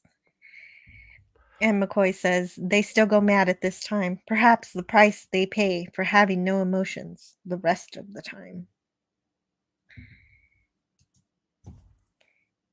And so mostly I just have dialogue for the rest of my notes. So I have to be careful not to just start reading the entire episode. Well, it seems like the perfect time to introduce one of the most famous pieces of music in the history of Star Trek.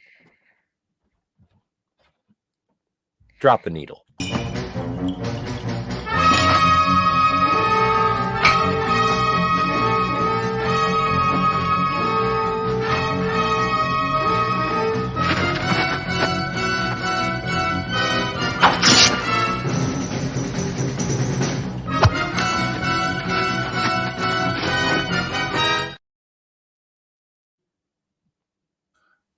Careful. No, we talked about this before, and it was like, F it. We're talking about. I've decided I don't music. mind. I'll clip it later if I have to, because I really love it and I wanted to share more of it than I should. Talk about ringtones. When I did that tribute to Freed, I wanted to play more of it, but I just played a few seconds here and there. Do you want to play it again? Well, that's smarter than me, but I wanted to play more. So I'll just clip it later and clip a little bit of the beginning. I'll fix it in post. So Kirk and McCoy are groomsmen at this point, and I enjoy the casual nature of the diplomacy that they're doing. They just showed up. Spock said, "Do you want to come down here?" And they were like, "Yes, I'd be honored, sir," McCoy says. And Kirk is in awe of T'Pau, the only person to turn down a seat in the Federation Council. Hells yes. That talk about girl boss. She would never be a part of a club that would have her as a member. Right. And here's the first Vulcan salute of the entire series. Amazing. And also, in terms of instruction of anyone, it is a pet peeve of mine. Anyone who does the Vulcan salute, Full extension of the thumb. If you have the thumb pressed to your index finger, you're doing it wrong. Full extension of the thumb. Correct. You have to But some spread. people, but Scotty, some people are incapable of doing it, and possibly that way they're doing it is the only way that is possible for them. Get better. I hadn't heard that before. So some of them were unable to extend the thumb. I don't know. I can do They're it just with both hands. Some people just physically don't have the muscles to move their hands in that way. But you can do it. I can do it on both hands. Yeah. See, that's why we're friends. I got lucky. So the 365 book has something to say, but unless pop culture, you can go first. No, I was just gonna say, so they can't extend their thumbs, but they can wave, or no? It's only when they separate the fingers. I don't know. Can they thumb wrestle? I don't know. I've never met anybody who can't do it. I've seen people like when they try and do a Vulcan salute, and I've seen them with their thumb pressed to their index finger, and I'm like, you're not doing it right. You're not doing it right. I think they just don't know better. I don't think it's a physical. I know, but I'm just trying to. That's why this is a teaching moment. If you're going to do the Vulcan salute, full extension of the thumb, please. Most of the time, you're probably right. They just don't know, but some of the time, it's a physical thing. All right. Even I don't mean to shame. Well, and no, but yeah, T'Pau couldn't do it. Also, it's Celia Lofsky, everyone. Yes. Very famous actress and married to Peter Lorre. Oh. At one point, yeah, a long time ago. In a galaxy far away. Well, you know Hollywood and everything. The 365 book says, the Vulcan salute, along with the accompanying phrase, live long and prosper, first appeared in Amok Time. The salute had not been mentioned in the script. Theodore Sturgeon had written only that Spock would approach Vulcan matriarch T'Pau and greet her. While preparing to shoot the scene, actor Leonard Nimoy felt he should lead with some type of respectful gesture. The equivalent of a salute, a handshake, or a bow. Director Joseph Pevney agreed and suggested that Nimoy create the gesture. In doing so, the actor fell back on a curious hand and finger configuration he recalled from childhood. Some viewers assumed that the salute was a variation of the two-fingered peace sign so popular in the 1960s. But years later, Nimoy revealed that he actually based it on something he witnessed long ago during a High Holy Days service at synagogue. His family had instructed young Leonard to cover his eyes respectfully during the delivery of a sacred blessing. But being a small, curious boy, he peeked. Nimoy observed the rabbi raise and spread the fingers of both hands to form the Hebrew letter Shin, which stands for the word Shaddai, or Almighty. Nimoy relates that he found the experience both moving and magical. It remained with him for life, and he drew upon it when he filmed Amok Time, adapting the two-handed lesson into a one-handed No. with his fingers split into the familiar V. No, I just have a joke in my head that I'm not going to tell. And I was trying to find out where to put it, and I'm just realizing that maybe I should just eject the joke. Moving on. Caliphie. Caliphie. Gagong. Yeah, right. Spock's about to strike the gong again. Right, exactly. Well, notice that the guards are wearing the same helmets as the Romulans did in Balance of Terror. And that way it saved on makeup, so they didn't have to put ears on everybody. Well, but yeah, and also, speaking of Romulans, the last time we saw the Montaigne man, Lawrence Montaigne, I call him Larry, was aboard the bird of prey. Yes. The Romulan bird of prey. Maybe he brought the helmets with him. Yeah, exactly. But no, and but also very Ston, who is supposed to be T'Pring's champion, he was in The Great Escape. Like, just a great character actor of the era. And I wanted to highlight Ston. Arlene Martell, obviously, fantastic, still kicking. She's going to be at conventions in a theater near you. Yeah, she said William Shatner kept making lewd remarks remarks on the set. That makes sense. I would. I don't know if it was towards her or who or what, but Probably to Pow.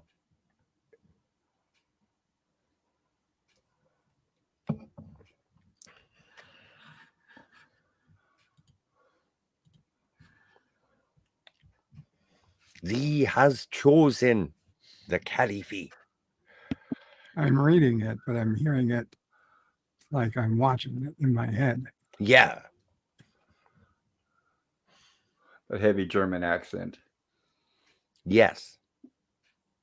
Spock in his plaque tau. And they're asking whether or not Spock is actually going to be able to take Stan. And McCoy says no. And so T'Pring chooses Kirk. Because Spock can take Kirk. They were considering him as one of the replacements for Nimoy if he had left. Really? Uh-huh. In terms of the production of, really, they would bring Stan in as a member of the Leonard crew. Nimoy wanted to renegotiate his contract for season 2 because he realized how popular his character was.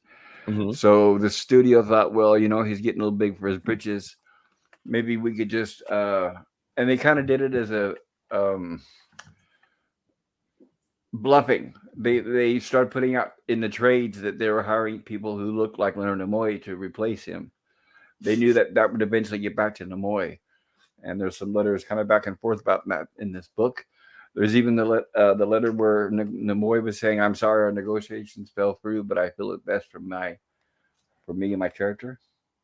And the name of the book again, it's Inside Star Trek? Inside Star Trek, April 6, 1967.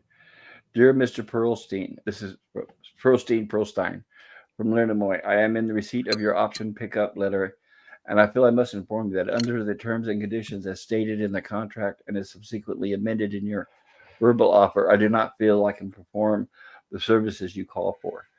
I believe my reasons for this petition were clearly stated in our telephone conversation on Thursday, March 30th. I believe I have made my ideas quite clear, but my representatives will be happy to dismiss any further ideas Desilu may have towards a happier resolution of this situation. Since the studio has chosen to take a freeze attitude, I am prepared to deal with whatever, quote, consequences may arise from my notion, if in fact there should be any. I feel in all fairness that you are entitled to as much advance notice of my intentions as possible. Sincerely, Leonard Nimoy. I'm so glad they figured that out, and he figured it out and got what he needed. So T'Pau tells Kirk that he doesn't have to do this. And Spock also begs Kirk not to do it, but Kirk, first of all, doesn't want to fail his friend, doesn't think Spock would survive the battle with Stan, and thinks that he can help Spock win. And also, diplomatically, he can't back out from a challenge from T'Pau. We are the Vulcans, Spock. Thank you, Poopus. And notice how she does do an extended mind meld with him to make sure he's prepared. Do they do a mind meld? No. They do, Yes. yeah. Huh. She touches his head. Yeah, definitely. He touches his head. Okay. Yeah, that tells you mind meld. I absolutely agree. There's a lot of what's incredible. The reason why I don't have so many notes for this episode is because there's not a lot of dialogue. It's mostly most of the story is told through action, and so you've got to watch it. I've never seen it. Well,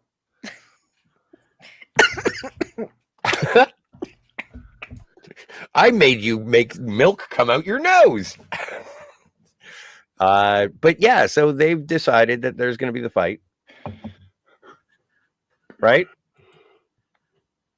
I don't know. It just reminds yeah, me of the. I don't know why that broke me. That wasn't even that funny. No, it Killed wasn't. me. I'm sorry. Go ahead, pop culture. I was just thinking, and I know I kind of touched on this before, but it reminds me of high school kids where two guys are in love with a girl and she's getting her kicks by sticking them on each other. Well, yeah, in high school that would be immature, but she's not getting her kicks. She's she's I fallen know. in love with this other Vulcan. I know. No, she's logically decided that Stan is a better partner. She didn't fall in love. Yeah, Yes, but she she should have did. said that. She should have said that before the ceremony. No, but the And ceremony, she the wanted entire, him. the ceremony. Do you think that there's an emotional connection? There's nothing more romantic for Vulcan to say than "I want you." Yeah, I suppose you're correct. And But look at him; he's such a beta. Stan sucks. But he does look like Leonard Nimoy. There is a resemblance. Yeah, oh, for sure, for sure. Well, They they could have just considered- said it's his brother. Well, they were considering Mark Leonard as well. They actually have 3 pages of suggestions. I can't wait for Mark Leonard to come back because he will be. Mm-hmm. He will be Spock's dad. You know what? It's kind of weird, and this is a tangent, but I only like they brought back Worf's parents in The Next Generation, but I only like it when his mom and dad show up. I don't like it when it's just Worf's mom. And same thing happens with Sarek.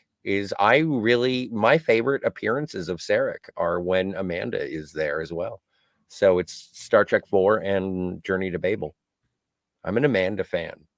Well, I was very, very happy when they brought her back for Star Trek 4.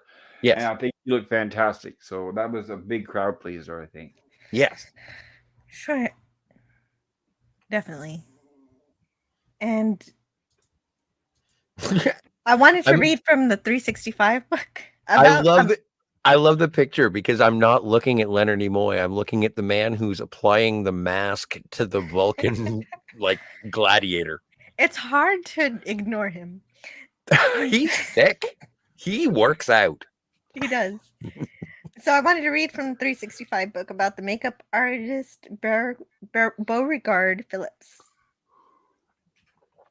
Frederick Beauregard Phillips was Star Trek's makeup man for 78 of the series' 79 episodes, the exception being the second pilot. After Phillips did The Cage, Robert Don, son of MGM's makeup maestro Jack Don, sat in for him on Where No Man Has Gone Before. Phillips returned for the first regular episode to be filmed, The Corbomite Maneuver. Carbonite. Gene Roddenberry had requested Spock's pointed ears, but Phillips is credited with devising and refining the Vulcan's look, not to mention the look of the Klingons, the Romulans, the Telosians, and every other alien species, sans rubber suits, that the Enterprise came across.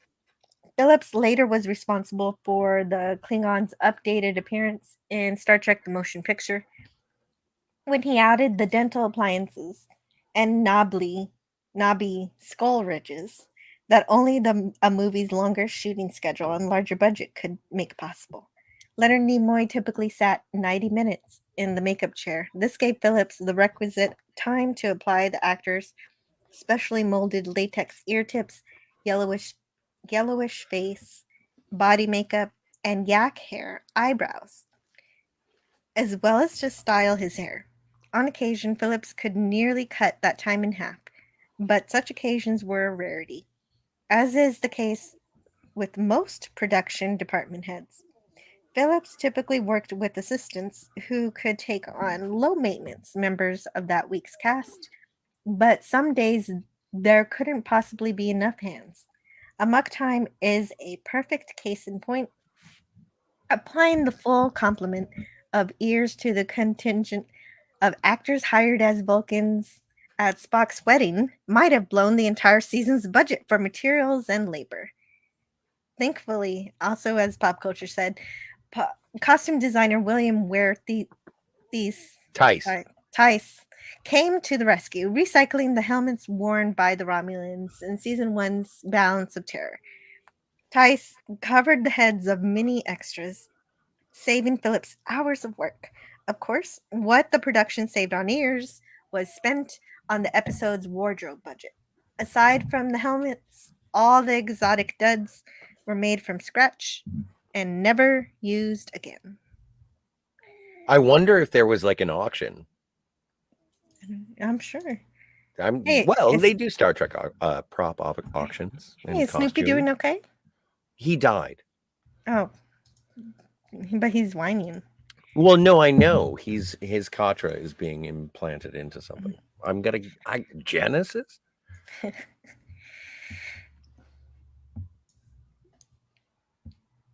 Okay, so we're gonna see the Lurpa soon, I think. I hope so. Bring forth the Lurpa. See, I always thought that that is not a thing that I would call a Lurpa. What would you call it? I don't know. It's just like a gladiator thing. It looks like a gladiator, American gladiators. Remember when they had the A giant garden hoe. Q-tips? I just caught that. Mm-hmm. And now this is Kirk's face when he realizes it's a fight to the death. What? Yeah. I really enjoy the prop of the Lurpa. Who said anything about fight to the death? And so his resolve just wavers a little bit, but he's still in.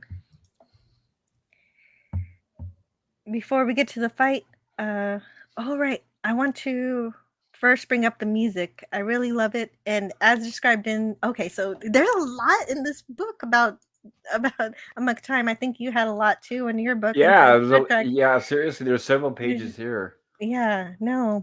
Well, in this one it says, other than the main theme, the fight music for Amok Time is perhaps the most recognizable theme from Star Trek, composed by Gerald Fried. The Stravinsky-esque piece titled The Ritual Ancient Battle represents the full spectrum of activity encompassed within the ancient Vulcan Kun Ut Kalafi, literally meaning marriage or challenge ceremony. We first hear the theme played softly under the dialogue as Spock describes the source of his malady to Kirk. A short time later, the measured but slightly dissonant strains accompanied the processional leading to the joining ceremony. Then, after Spock learns that he must fight for his betrothed hand, the melody explodes into a frenzy of savagery. Hey, said betrothed. Good work. Beloved by all fans of violently choreographed free-for-alls. The theme has been borrowed to accompany on-screen fights in The Simpsons, The Cable Guy, and Futurama.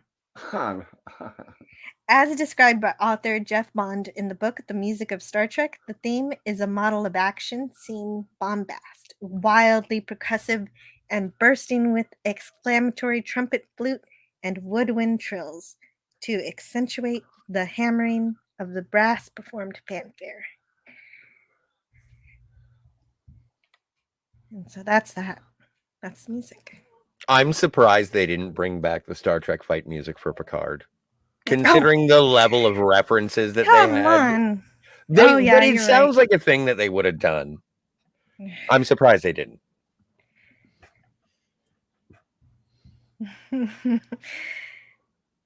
Okay, so this is where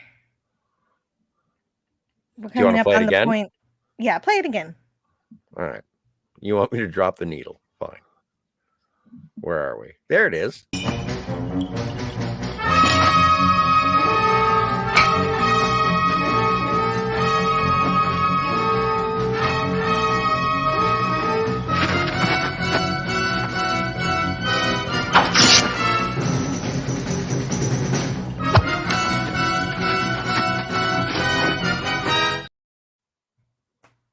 Hello, CBS.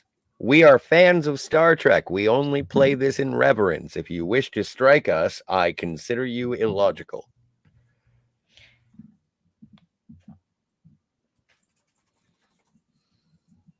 And they continue to fight. They fight. They fight. They fight. They fight. They fight. Fight, fight, fight, fight, fight, fight. The Kirky and Spocky show. Well, it's to demonstrate that Spock is definitely going to kill his captain if he can. Oh, yeah. No, make no mistake. During this entire fight, Spock is hell-bent for leather to kill Kirk. And Kirk is not doing well. No, but he doesn't manage to roll away just in time before Spock goes in for the kill. Hmm. And also, in terms of the rules of combat, once both men become unarmed, they stop and they go to round 2. And so this is about the trio. Hmm. And so this is the point where McCoy makes it possible for Captain Kirk to survive this. Well, that's what he says. Yeah, He claims that he's going to give him a triox compound, mhm. but Well, he that's doesn't. what he says. Yeah, he lies. You learn never trust the doctor. Well, not that guy. Well, it's that compound that saves him. No, it Listen. doesn't. It makes him go unconscious. It I doesn't mean, I guess save it could. him. Spock's mercy saves him.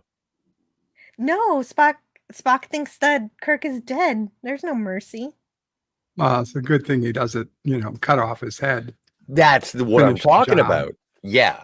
Like he doesn't feel the need to, use a rock to we don't bash know in that his skull. Is the that true usual? end of the ceremony isn't But wearing the face of your enemy. come on, Bird. It's to the beheading, death. but the beheading thing is a new trick thing, not a I original know, I series know, thing. I know. Well, what did you I'm just think? saying it's quite lucky that it wasn't written, 50 Yeah. years later. The That's true. Lurpa is a beheading tool. Also, I would like to point out, when rewatching the fight scene, Kirk has no idea what to do with an on wound. I wouldn't either. Neither would I. Like, he's handed a strap with balls on it, and he's like, what? This is a weapon.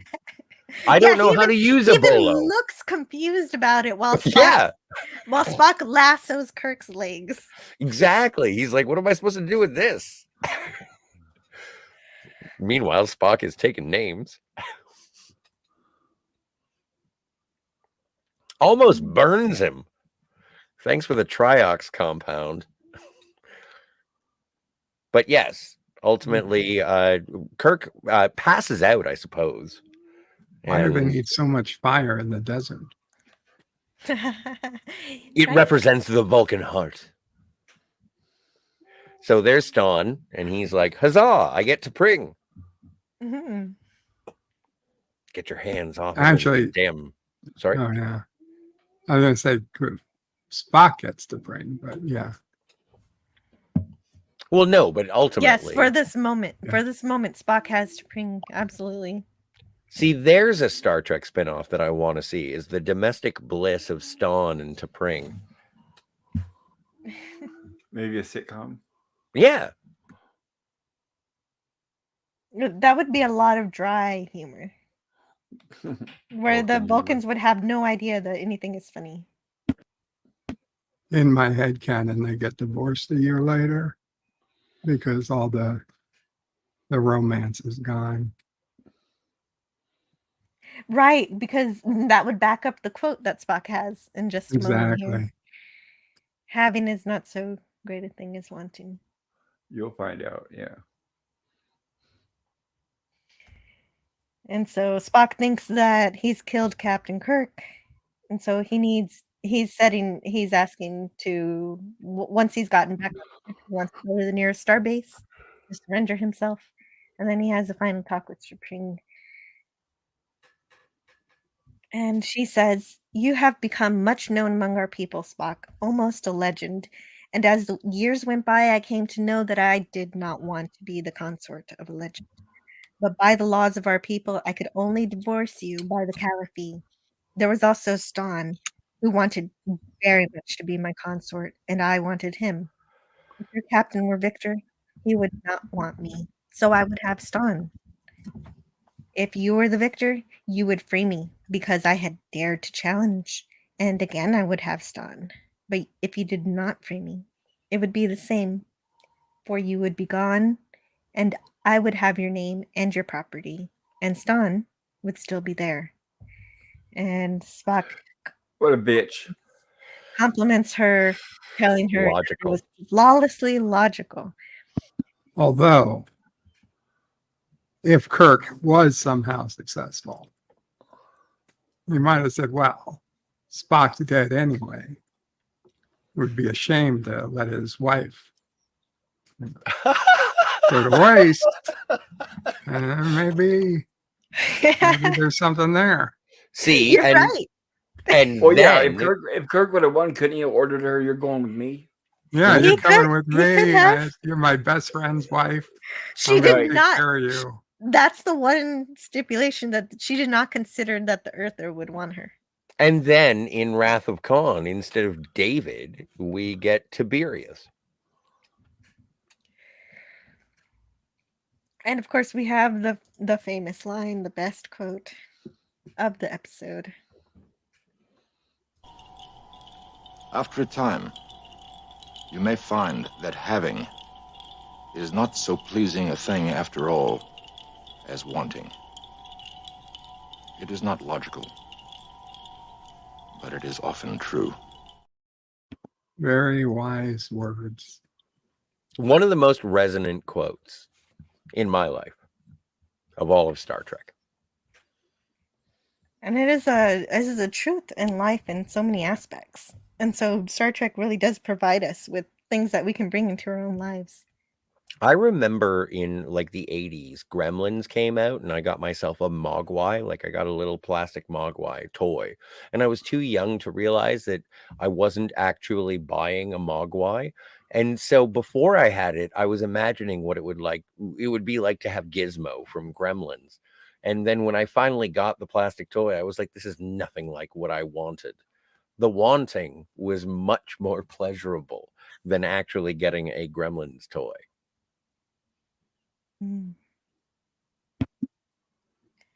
Yeah. There you go. There's an application to real life. And T'Pau tells him to live long and prosper. He returns it, but says that I shall do neither. I have killed my captain and my friend. And he goes to face the music. Yes, but before because we have an emotional outburst that is about to bring the house down, but I did want to highlight. Oh no, this is the one. Mogwai, Franco Walker, Tiberius. Yes, that is how I would spell the name of the son or daughter of T'Pring and Kirk. Well, if it's a T with the apostrophe, it's probably daughter. Probably sounds like a thing. But Spock tries to get an order out to have Scotty take over command. See, and so I do appreciate the reference to Mr. Scott. Yeah. And then, we have this. We have this. We have it. That's the only way to do this episode is with clips. Oh, my stars. It's so good. And Don't you think you also, better check with me first. Captain. Jim!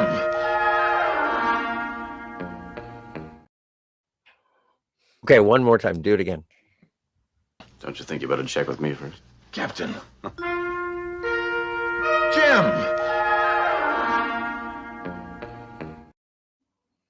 They're friends. They love each other. It's so... Oh, it warms my heart watching that interaction. And especially the reaction from McCoy and Chapel. Mm. Of course, they can't wait to get Chapel out of the room. So Right. to talk. Would if you please, something like that. Get out of here, Chapel. That was rude. Yeah, nurse, if you please. Really? Don't you have something better to do? I'll just walk this way. Oh, wait. Hey. Oh yeah, T'Pau says everything's fine. The diversion to Vulcan is approved by T'Pau, and so Starfleet accepts it, and so nobody's in trouble for it. Well, and also, like, this was a ceremonial appearance by the Enterprise. It wasn't life-altering for the planet. There were Yeah, 4 one of the other. first times, yeah, there was actually other ships in the area. Usually, Mhm. there's none in the Right. quadrant. There were 2 other ships that were capable Yeah. of handling all tier 6. Absolutely, pop culture. And T'Pau pulls those strings so that the crew's in compliance retroactively on her word because she is all of Vulcan in one package. And so they're going to Altar 6 anyway. They're just a little late. And so then there's the ending quote for the episode. There's just one thing, Mr. Sorry, Spock. You can't tell me that when you first saw Jim alive that you weren't on the verge of giving us an emotional scene that would have brought the house down. Merely my quite logical relief that Starfleet had not lost the highly proficient captain. Yes, Mr. Spock, I understand. Thank you, Captain. Of course, Mr. Spock. Your reaction was quite logical. Thank you, Doctor. In a pig's eye. Come on, Spock, let's go mind the store. Okay, I have a question. What is Alright. what is the etymology of that idiom? In a pig's eye. What does that mean? I don't know. Nor do I. I only know it from this episode, and I've heard people use it, but I do not know what it means or references. From what I understand, it means I don't believe you, you're lying. Yeah, I think it's a nice way of saying bullshit. Yeah, it's a nice way of saying bullshit. Yes, I know what it means, but But I asked for the don't know where it came etymology. from. Yeah, the etymology of that particular idiom. I'm curious. Me too. Anyway, but that is absolutely. And then I don't think you got a clip for it, but you do get the bum bum ba as the Enterprise zooms away. And so, like, even this, and I love the music of Star Trek, but the construction of the score to accentuate the story progression, like, this is a perfect episode of Star Trek. I think so too. Since you've already started your review, keep going. So yeah, no, all the pluses. That's my review. This is an episode of Star Trek that if you want to show like chain of command, how the ship works to a certain extent when everything's going well, like Chekhov and Sulu have it going on at the helm. And like we got Uhura doing her job. We have everything working on all cylinders. And the only person who is being the most enigmatic of the situation is Spock. So you get to learn about Spock. A lot of people say that Naked Time is a great Spock episode. I say that Amok Time is much, much better. This is a great Spock episode. It also builds on the culture and lore of Vulcans, which I think is best explored in Enterprise, but it was built upon the foundation of Spock. I would say his first name, but you couldn't pronounce it. So, no, this is amazing. And this is cooperation. This is drama without a villain. This is antagonists. Ask pop culture about that one, but go ahead. Oh, do you what? Well, okay, fine. T'Pring sucks. I'm fine with that. But she's an antagonist. She's flawlessly logical. I do not take issue with her actions because she explains herself, and Spock is like, good call. So everything about this is just a resolution without well, there's violence, but that's the best part. Yes. And really, I'm so glad you said all that because I fail with my words for this episode because of how much I love it. It is one of my top 10. It's just one of those episodes you can't just talk about. You have, even though I did it for several hours, but you have to experience it. You have to see it because so much of what makes it so special isn't even spoken. It's in the performance, it's in the actions, it's in the way that people communicate to each other non-verbally. Spock is my favorite character, and learning more about Vulcans is naturally one of the most endearing adventures I could ever hope for. And this is definitely one of those episodes that grabbed me when I first saw Star Trek for the first time. In one of the episodes, I rewatched the most when I just want to feel fantastic for the rest of the day because that's how happy it makes me. It finally deals with the emotions of Vulcans and how they can control them. But this is the price they pay for it. This primitive ritual that they have to endure every 7 years. The audience finally realizes that Spock was capable of these emotions the whole time and that he just suppresses them. All of the emotion that Spock betrays in this episode is earned, given Nimoy's fantastic performance of what it is to be Vulcan. This entire time, you really it really hits you when he expresses that emotion. And he's still coming off of it. That makes it such a joyful moment when he's still coming down from Ponfar and has that strong reaction to find out that his friend, Captain Kirk, survived. And basically, this episode makes me cheer and laugh and steals my heart every time. I give it a A plus plus plus plus. I have a quick question. Yes. Who do you like better as a pairing? If you would ship them, which one do you like better? Is it Spock Shipping. and would you Spock and Chapel or would you Spock and Uhura? Chapel. Okay, makes sense. Absolutely. Yeah, because Ahura just does some playful flirting. That was never a thing.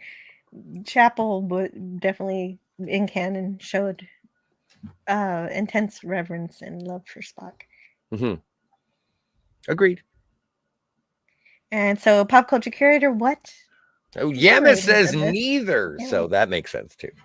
Right, neither is the best answer. Absolutely. Yeah, you can always. Yamas, you're right. I take it back. Pop culture curator, what do you rate this episode? This is definitely in my top 5 TOS episodes. I'm giving it an A plus, multiple plus. We get the true bonding, like we were talking about earlier. This is the second season, but we really see the friendship between the three of them of Kirk, McCoy, and Spock, and how supportive they are of each other. And I love it for the Spock episode, for the Vulcan history episode, and what they've introduced to the series. And of course, my favorite character, which is McCoy. I think he does a really good episode here because this is basically McCoy saves the day, but in kind of an underhanded way. But it makes me smile because when I was young, I thought Kirk was dead. When he says he's dead, he thought he's dead. He took his word for it. Yeah. But yes, and I know T'Pring wasn't the best of people, but we didn't want to see Spock get married anyway. We want to see him go back on the Enterprise and continue his adventures. So it worked for the best the way it did. Exactly. If she were great and accepted Spock into her life, then Spock would have left. Yes, he would say, I must stay here with her, unfortunately. Goodbye, everybody. Right. I mean, we all don't want to see that. No. So, Bird of Prey 5? Well, I would also put this as a top 5 TOS episode for sure. And I think you're right. It probably would be the episode I would show to somebody new. Like if I had to show them one TOS episode, I would probably show them this over like what is my actual favorite episode, which is the Enterprise incident, because I think this is just a better way to get situated with what Trek is about. Whereas the Enterprise incident is kind of like a dark, nefarious episode. I'd rather they see this episode. It goes on to it goes on to tell us all about Vulcans, and every Vulcan episode after it, I think, ties back to this from here on out. That's true. And every Vulcan who who acts as a Vulcan has to look towards Leonard Nimoy's performance and the Vulcan episodes to figure out their own performances. Also, this episode has pretty much the best music out of almost all the episodes. I mean, it's so memorable. Like you said, it's been mentioned in many movies and TV shows and referenced. So I think the music is another big highlight for this episode. Right. That's why I didn't have too many notes on the episode itself, because it speaks for itself in the performances and the music. And to pop culture, it gives us the concept of Ponfar, which has spread way beyond Trek to all different types of, it's in all references to it in all different types of media besides Star Trek. Besides Star Trek.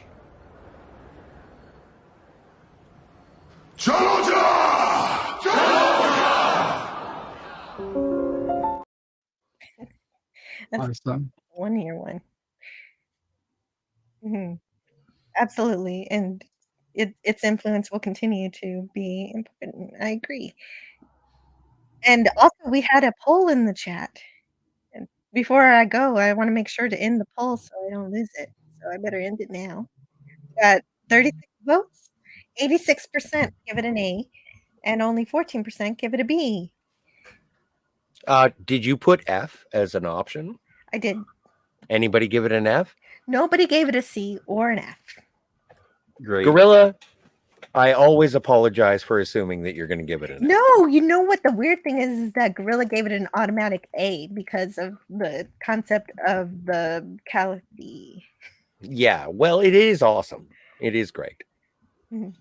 He likes that. Excellent. And yeah, what's excellent is I have 250 comments that I haven't gotten to, so I have to figure out where I am. Where am I? I don't know. But I do see real quick that Sci-Fi Nation is here. Hello, Sci-Fi Nation. Sci-Fi. Yeah. I haven't seen you in a while, sir. I know. I wonder what he's up to lately. Probably about 5'9", 5'10". How tall? I didn't say how tall he is. It's an old joke. It's a very old joke. I know. I'm just being obtuse because I can't find my star. Okay. Okay, Canadian Spider-Man says to Princess Fiona, it's one of the reasons I'm setting up a base in Mexico. Fortunately, I'm in the countryside and far away from any authorities. Oh, right. You guys got some bad news. I'm sorry for Canada. What happened to Canada? You guys, I think you lost some freedom or something. I'm not sure. Oh, yeah. No, that's a daily thing. I'm not used to it. Just a little freedom. It's okay. Just a little of it. Just a little at a time. Extra snow to make up for it. Yeah, being from the U.S., we're used to that. Oh, Right. dude, I would absolutely swap with you. Mm-hmm. And that's fair enough too. But it does depend on what state you're in, on how much freedom you have. I just dropped in to see what condition my condition was in. Princess Fiona says, I think my dad made my mom watch Star Trek when I was in the womb. I know he used to play music and read Lord of the Rings to feedle me. Nice. I have a weird thing similar to that, Princess Fiona, is that I watched Star Trek and the Muppet Show. So I don't know what my parents were trying for me. Carno says, Hobbits' lives matter. I don't like hobbits. I know you don't. That's why I posted this comment. Well, but I just don't think that their lives matter. Admiral Teague says they negotiate with godlike alien to get Wesley off the hook, don't they? Right, yes. Yeah, Picard does his speech and everything. It's not that great of an episode. Kronos says, is this Star Trek chat or Lord of the Rings chat? There's only one return, and it's not of the king, it's of the Jedi. Someone mentioned Deep Space Nine at some point. So Canadian Spider-Man says Cisco does what needs to be done, like punching Q, for example. Yeah, absolutely. And it's weird, like spoilers for Picard season 3, but the end of this Picard season 3, they have John Delancey come back as Q, which always makes me go, yay. And also, oh my God, I want to get the updated judge's robes that he wears at the end of that episode. Like, if you want to see like peak Q, like this is 21st century Q. I love Q at the end of Picard season 3. I'm glad there are things that make you happy. I'm sorry. That's an avatar of awesome when I see Q at the end of that, because I'm just like fucking John Delancey. But Pardon it me, does say a swear. lot for the series that the thing you're most interested in is the wardrobe. Oh no, but also one of my favorite things about Star Trek Picard season 3 is that it ended. Yeah, there you go. So Matt G started a thing where people in the chat are now talking about McDonald's nuggets. Kronos wants 20.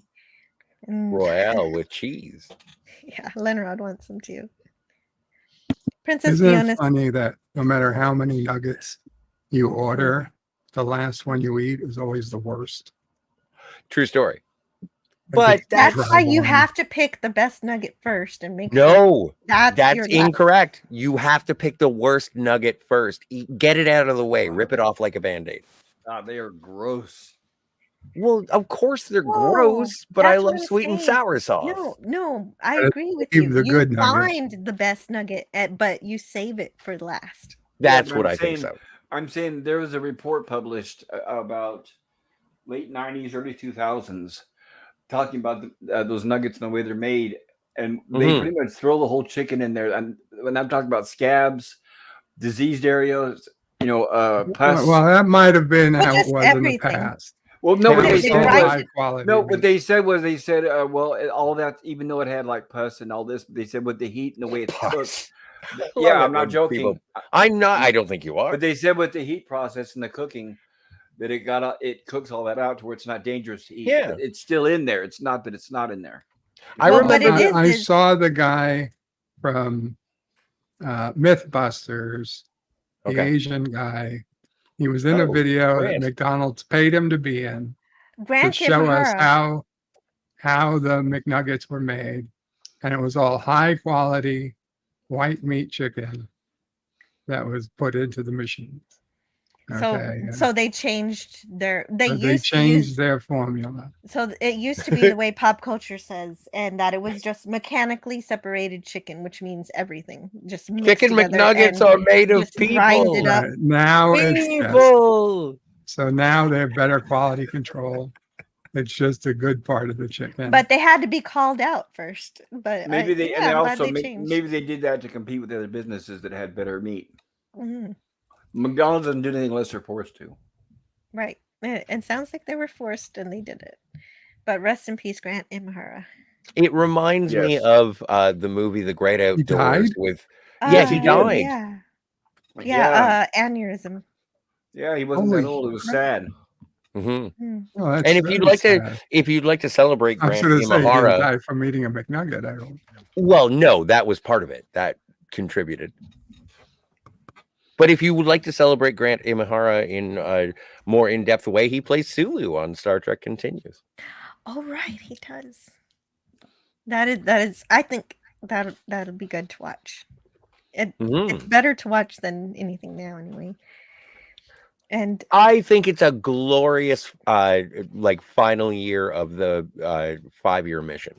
It has a great heart.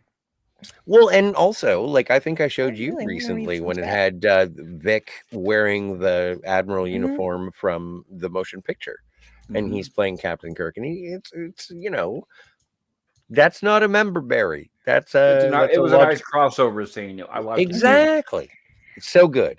And if you haven't checked it out, also John Delancey is in that, and I like John Delancey in Star Trek Continues better than I like him in. That's great. Yeah, well, Princess Fiona in the Lou chat Ferrigno is there. Anyway, Ortega is that the diversity helmsman Dikey McBusk? Yes, that is. Oh, nothing against her, except we all know there's only one reason she's there. Wow. Right. She's the one that rolls her eyes whenever they give her an order. No, she's just a bad character because you're right. No, I would posit spiteful, insubordinate character. She needs to be beamed directly into space. I would posit that she is the 21st century's version of Tasha Yar.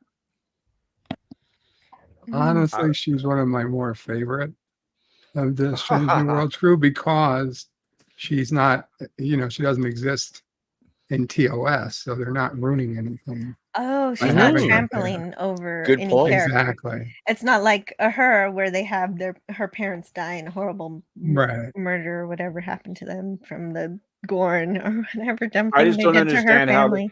I just don't understand how they allow the insubordination and the way she disrespects superior officers. But that's It makes no endemic for sense. all of New Trek, and so it is But emblematic also, of it. if you stood Ortega's up with Tom Paris, like I think that in terms of character, they're on par as being the snarky, untrustworthy one that you have to snap back from time to time. But Okay. Tom came from prison. But well, yeah, no, I know, and not I only know. that, but Tom Yes. only acts that way for a few episodes, or maybe a season. But then he grows into a model officer. Like maybe he's still a little bit rebellious, but mostly he follows orders. Eventually, I'd have to I don't watch Strange New World, so I don't have really much of a character leg to stand on. To be honest, I'm not really sure what a Ortega does that's against orders. She just is very dismissive of anything the captain says and contradicts him on a continuous basis. Right. We showed on Jill's channel, she showed a clip where he was. I didn't see the whole episode, but it was a clip. But it was she was talking to the captain, and they were in like a hallway. Remember, this is the CW. So they were standing in a hallway, and he said something to her, and she clearly rolled her eyes at him when he said that. Oh no. And I will never forget that. That is like an absolute no.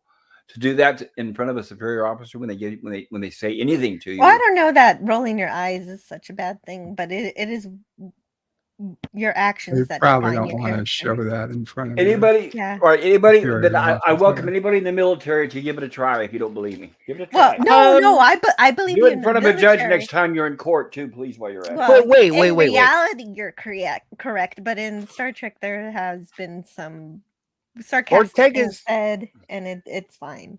Usually. Ortega's is an exceptional. Oh, rolling eyes. I don't know. No, like she's an exceptional pilot.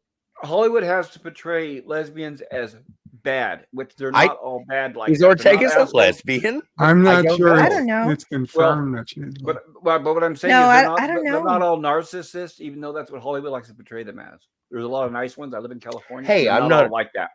No. I'm not arguing that. I don't know. I find Ortega's to be the spunky pilot who is really good at her job, and I do appreciate that you can get frustrated with her being very casual with her captain. No. But like, let's be fair. Like Pike is very casual. No, I'm talking. She could be great at her job. I'm not talking about the quality of her at her work. I'm talking about the way she disrespects superior officers, specifically what I'm talking about, and other people. But I don't think her. If the superior officer doesn't think that he's being disrespected, is it disrespect? Then he's a fool. Which I said in the beginning. Anson Mount plays a fool because he lets everybody treat him that way. That's one of the things I didn't like about the Orville. When you have somebody in command who allows himself to be mocked. It wasn't not my thing.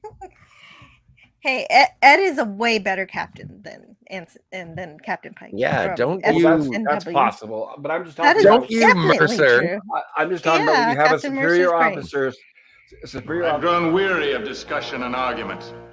Well, I think that Captain Mercer is great at delegation and understanding from his crew. I think he's a mix of Captain Picard and maybe Cisco, but I don't really know.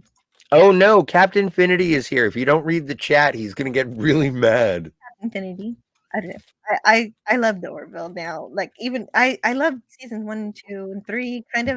Kind of had some iffy messaging at some points, but in the end, it was very. I still haven't seen it. I'm not saying I didn't like the Orville. I'm just saying I don't appreciate when they show people who are in command allow themselves to be mocked because that's just not believable, and that makes you not respect them as a superior officer. Yeah, season 3 did have that issue when the all-female society came on board and everything. That was a cringy episode. But regardless of whoever superior officer is, male or female, you don't mock them. You don't roll your eyes at them. You respect them. Even if you don't like them, you never show disrespect to their face. Hey, Jill, we got a 3-minute warning. No, I know, but I wanted to talk about some of the chat here. All right. That's okay. Princess Fiona says to Canadian Spider-Man, some of the priciest coffees in the world come from there. Oh, right, because Canadian Spider-Man was on some kind of plantation in a previous chat. Plantation? Yeah, wait, okay, so I have to go back and read it. He said, I toured Not a a plantation. coffee plantation in Burkett, Panama. It was incredible. Such good coffee and no chemicals to make them ripen, all at the same time. To Princess Fiona. I'm sure everybody at that plantation was paid an exorbitant salary and treated well. Fair trade. Fair trade. Fair trade plantation. James Caserta says Ambassador Mork from Planet Mark. I don't know why I read that, but I did. Nanu. And Snorpoopus says old-fashioned Vulcan xenophobia. That's why I didn't mind them being portrayed as elitist snobs in Enterprise. Dude, Well, I maintain that one of the best parts of Enterprise is the visual, cultural, social interactions between humans and Vulcans and how that plays out to overcome bigotry, which exists at the beginning of Enterprise, which is virtually dispensed with by the end of Enterprise, is that they harmoniously address each other as equals, the Vulcans and the humans, and that is as much a struggle for the humans as it is for the Vulcans. And I think it is a brilliant social commentary of how things should be done, and also a representation of Gene Roddenberry's vision.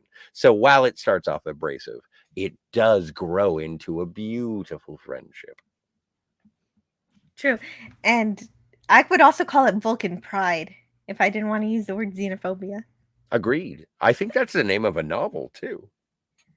Scogli says, as a musician who's worked on finger and dependence, I can say that holding your thumb against your index finger will in tandem support the middle finger.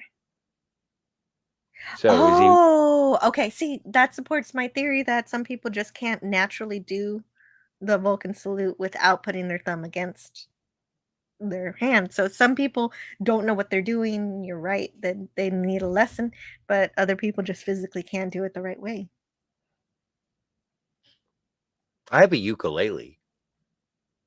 Mm-hmm. And at this point, I'm reading this like from an hour ago, so I'm sure by now Franco Walker's cat has been fed. Gordon, a gorilla's random thought says, to do Vulcan salute, I need tape and a toothpick. Wow. Oh, so Gorilla's one of those people who can't do it. One day you have to show us that you can't do it. I think it's always fun. Well, and I don't mean to besmirch anybody who is actually incapable of doing the I think salute. it's kind of fun. Well, Zephram Cochrane couldn't do the salute. Mm-hmm.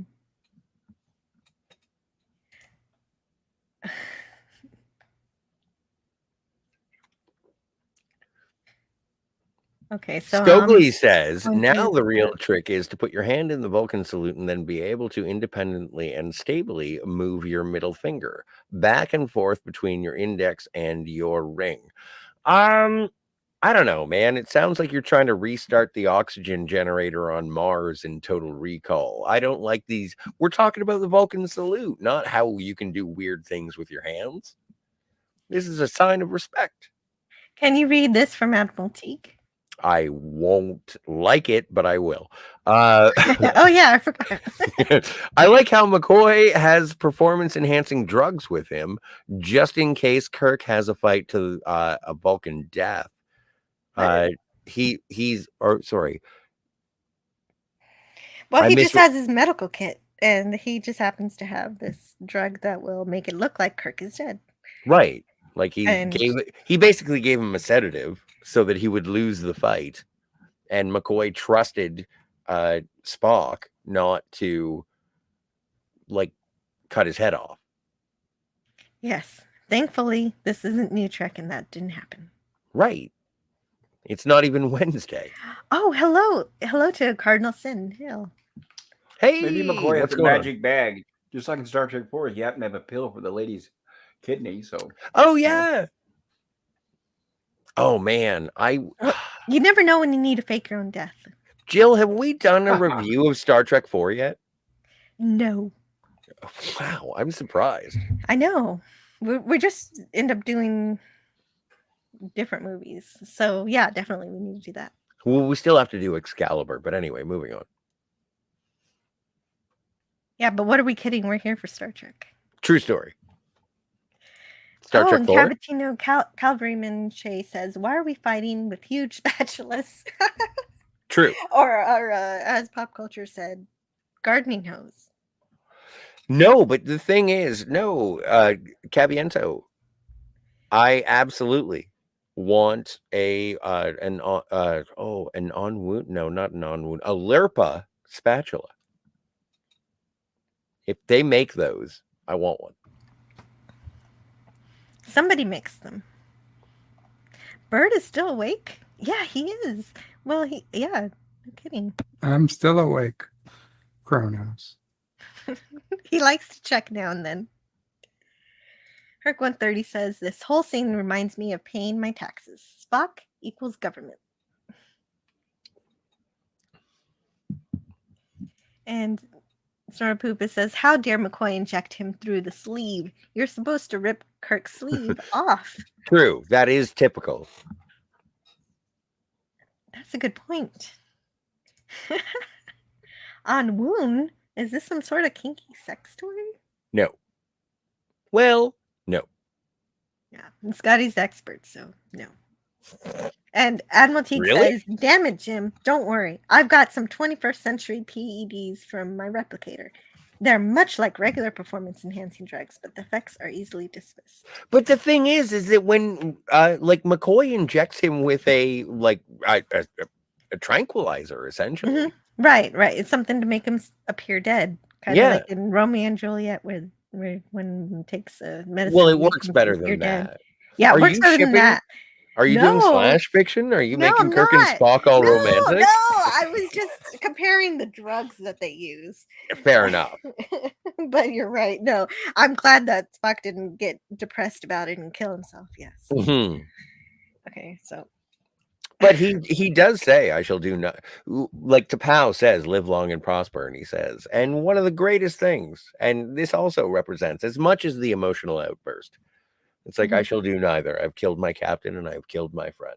Yeah, and Spock also probably agrees with Snorapoopa's Cuber when he says Stan is going to be a very unhappy boy with that woman running his life. Yeah, but she's pretty.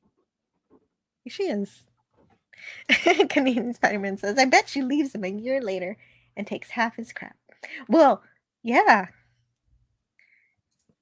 Probably. Sci-Fi Nation says, married "Oh, Stan married her." That's amazing. Oh my gosh, Scotty, are you okay? No, you broke me.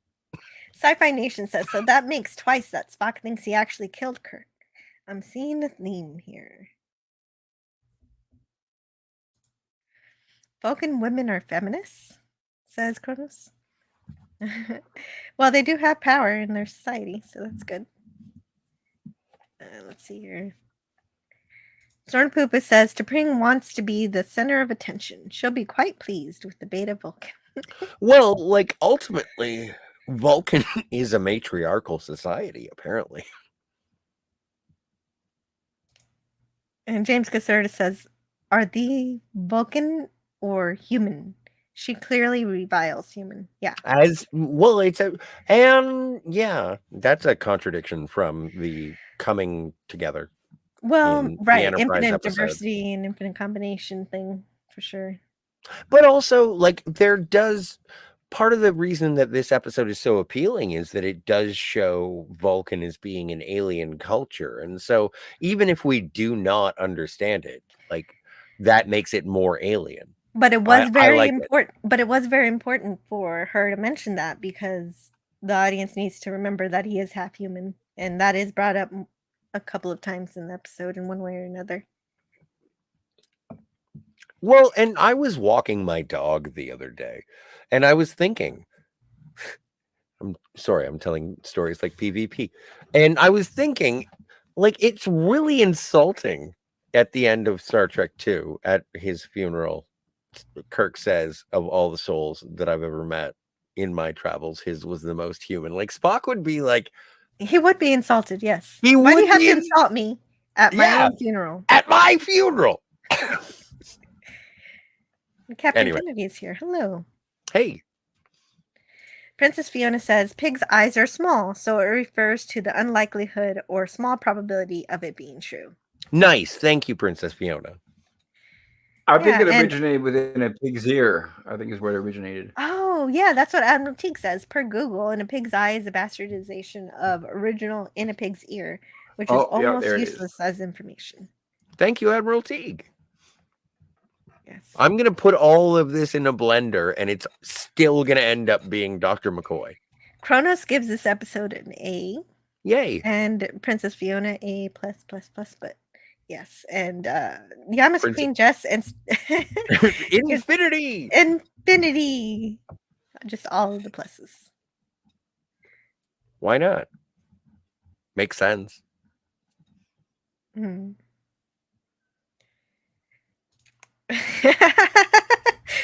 Sprinkle Walker says, I thought In a Pig's Eye was a Russian scene. Ask Chekhov. Oh, yes, I know this saying. And Canadian Spider-Man says, hey, chat, thanks for your support. Please like and share the stream. And a Jackal Mastiff. Corona says, I don't like sharing. Rhymes with caring. Well, sharing is caring, so I understand your... And subscribe to Pop Culture Curator. Oh, right. I got to go finish watching Little Shop of Horrors. Nice. I'm up to the part where the dentist is no longer a dentist. He's dead? He's an undentist. Yeah. Jill's lazy, like me. Yeah. Well, yeah, that's why I'm not leaving, because I need to leave. But I want to at least see what's going on in this chat that I can't read all of. Princess Fiona says, the people that gave it a B, what did they give an A to? That's a good question. To be fair, I did actually, like when I voted in the poll, I gave it a B because I was planning on coming into this show being a contrarian, and I was going to say, this doesn't make sense. It's too emotional. I was going to be a jerk. And then we started going into the episode, and I was like, holy crap, this is so great. And so I am one of the people who gave it a B in the poll. I'm sorry. No kidding. No, but I would have loved it if you would have told me what you didn't think made sense, because that would have been fun to bounce off of. It's not important. I could have told you. I like the mutual admiration. Cavatina says it's impossible to find the origin of In a Pig's Eye going down the rabbit hole and sifting through the mud. Thank you for trying. And Captain Infinity says obtuse. Usually Jill is a cute. Thanks. Yeah, I am a angle less than 90 degrees. Dave G Sound says, when someone says hunt them down like dogs, what are they referring to? Hunting down wild dogs? Dogs hunting prey like bloodhounds? I really don't know. Oh no, I think maybe hunting them like you're a bloodhound. Hunt them down like dogs. Like I always took it to mean like they were hunting dogs. Oh, it could be that too. It depends on the context. Who had nothing else to kill but wild dogs. Yeah. Oh, okay. So Sci-Fi Nation needs to go. Yeah, he needs to go pick up his kids too, just like I need to do. I need to leave and do exactly what Sci-Fi Nation needs to do. But I just won't leave because I want to see what everybody else is saying in the chat. Sorry, we are behind kids, in the you had to chat. Be wait. warned. Well, Mom was reading YouTube chat. Well, see, yeah, no, it'll be fine. It'll be okay. Well, what happened was I needed to finish the review, and as I kept watching the chat number go up and up and up, all the way 255 chats. That's how great this episode is.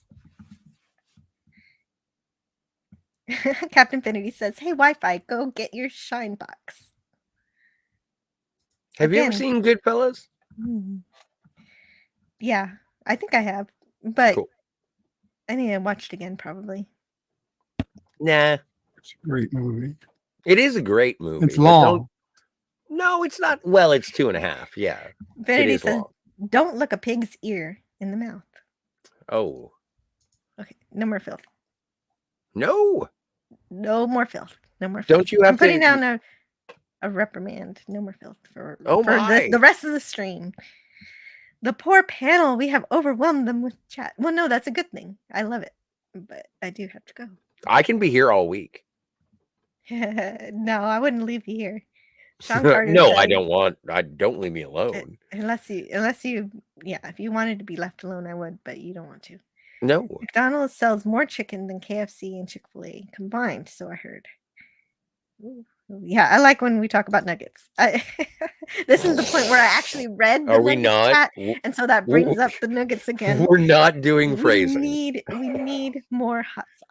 No, I I don't know like- what you're talking about. No, I like nuggets. Carpet bomb them with more chat. Captain Infinity says. What? Calculon passed? Damn. Well, I heard he was in a coma. He passed? Who? People keep telling me that Calculon passed. The odds of Apparently, Calculon oh, passing what is was it? 10 Someone million said that to 1. Gordon Lightfoot had apparently passed away. Oh. Did you Yes, have... he passed away yesterday. Yeah, I didn't know he Okay. was still alive. Yeah, in fact, his song, the record of the Edmund Fitzgerald, every year he would travel to that town where the families lived and perform that song. And he adapted it over the years as the information changed. Mm-hmm. James Caserta says, Jill is in command. And Captain Infinity says, are all Vulcans lesbians? No. Yes. Yeah, Miss Queen just says no. Okay, well then I agree with Yamith. Lemon Pie says, you know what they say about a man who gets more excited over the wardrobe? He has a sense of fashion. Yes. Yeah, he does too. Princess Fiona says, Pike is trying to be a friend rather than a captain. He's a terrible superior officer. Yeah, True. Yeah, man. But that's not the real Captain Pike. We only saw Captain Pike in The Cage and the Menagerie two-parter. Well, and this is one of the amazing things that you do, Jill, is that you say that there is only one Spock, and it is portrayed by Leonard Nimoy, and I agree. Mm-hmm. And Yes. it's the same thing. There's only one Pike, and it is performed by two people. And the only exception to that is when there are actors who play younger Spock, like in Star Trek 3 or Star Trek 5.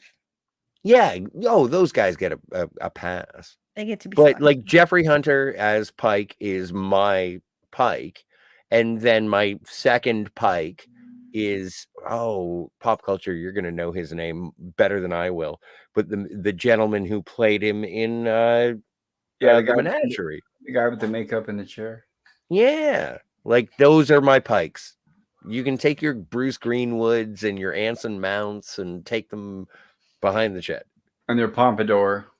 And you know what? I'm going to take a picture of that hair to my hairstylist tomorrow, and I'm going to be like, give me a Captain Pike. Yeah, the first thing you want to do when you're in the military is be an easy target. Well, I'm not in the military. I'm a poof. Captain Infinity says, it's good to ignore the king. And by poof, I mean magician. James Caserta says, pigs love Star Trek. Pigs in space. I love pigs You read in my space. mind. And Captain Infinity says, sexist pigs in space. Dr. Swine Pork. What was the name of the captain of Pigs in Space? Scogly says B should be the standard for a great show. They can't all be A's. Unless it's TOS. And Captain Infinity wants to start a live stream. Have fun. And Franco Walker says, I gave it a B+, but then I rewatched it just before the stream. I would give it an A now.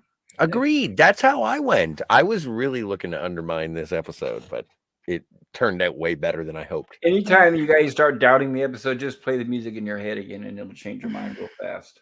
Right? Oh, who's saying hello? I feel like If you're brave enough, Popeyes has ghost pepper wings. Really? I didn't see that. And hail, Eugene Hey, Bird. Eugene Bird. He's tuning in while waiting for She Sharp build to finish. Nice photo. Oh, thank you. Yes, I am Vulcan today in honor of this episode, and the background is, of course, Vulcan also.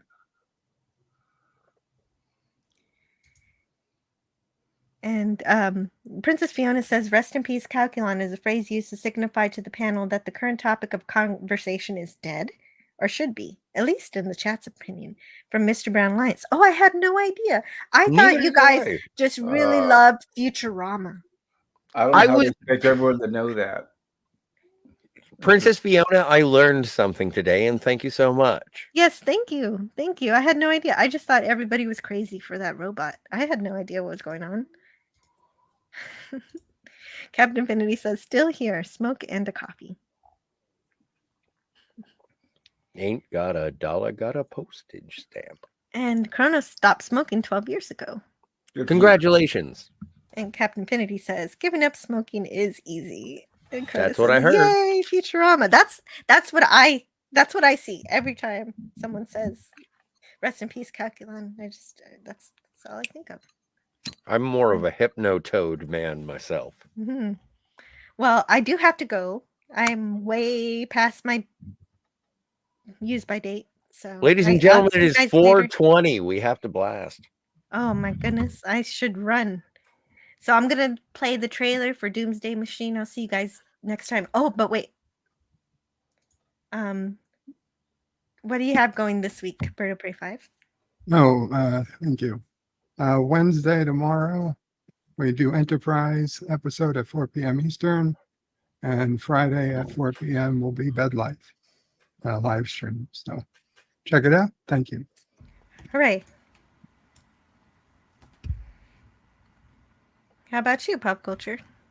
Thank you, Jill. Tonight at 6 p.m. Pacific time, we're going to be covering Little Shop of Horrors from 1986. Tomorrow at 7 p.m. Pacific time, 2 episodes of Gilligan's Island with Gorilla's Random Thoughts. Saturday, I'll be doing another rumblings from the lab, open topic, open mic, followed by Lost in Space again on Monday. Thank you, Jill. You're welcome. And Scotty. Well, as far as I know, like our regularly scheduled Quantum Leap episode with Anti-Derivative Jill is going to be this Thursday on the Phantasmagorium. And actually, it's a really great Al episode. Is the season finale of season 2, so I'm looking forward to that. Awesome, that's great. And but yeah, and aside from that, I am just still campaigning to be able to play in the chat during Lost in Space. But other than that, Scotty R37, regular vagrant.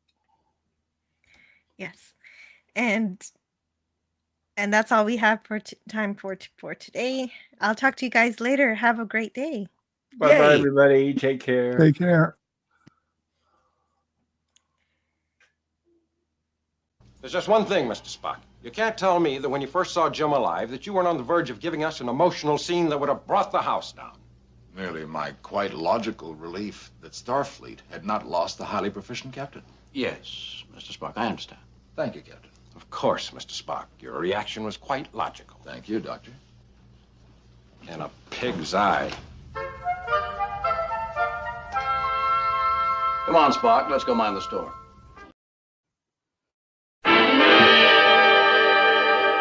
What happened to your crew? Oh, we were dead. Mr. Sulu, you will lay in an evasive course back to the Constellation. Aye, sir. Belay that last order, helmsman. We're going to attack. You will carry out my last order, Mr. Sulu.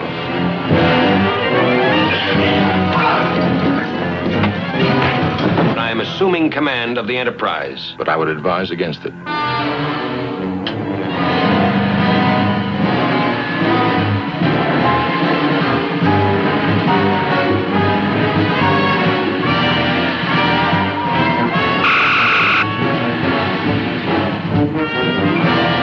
Scotty, get us out of here.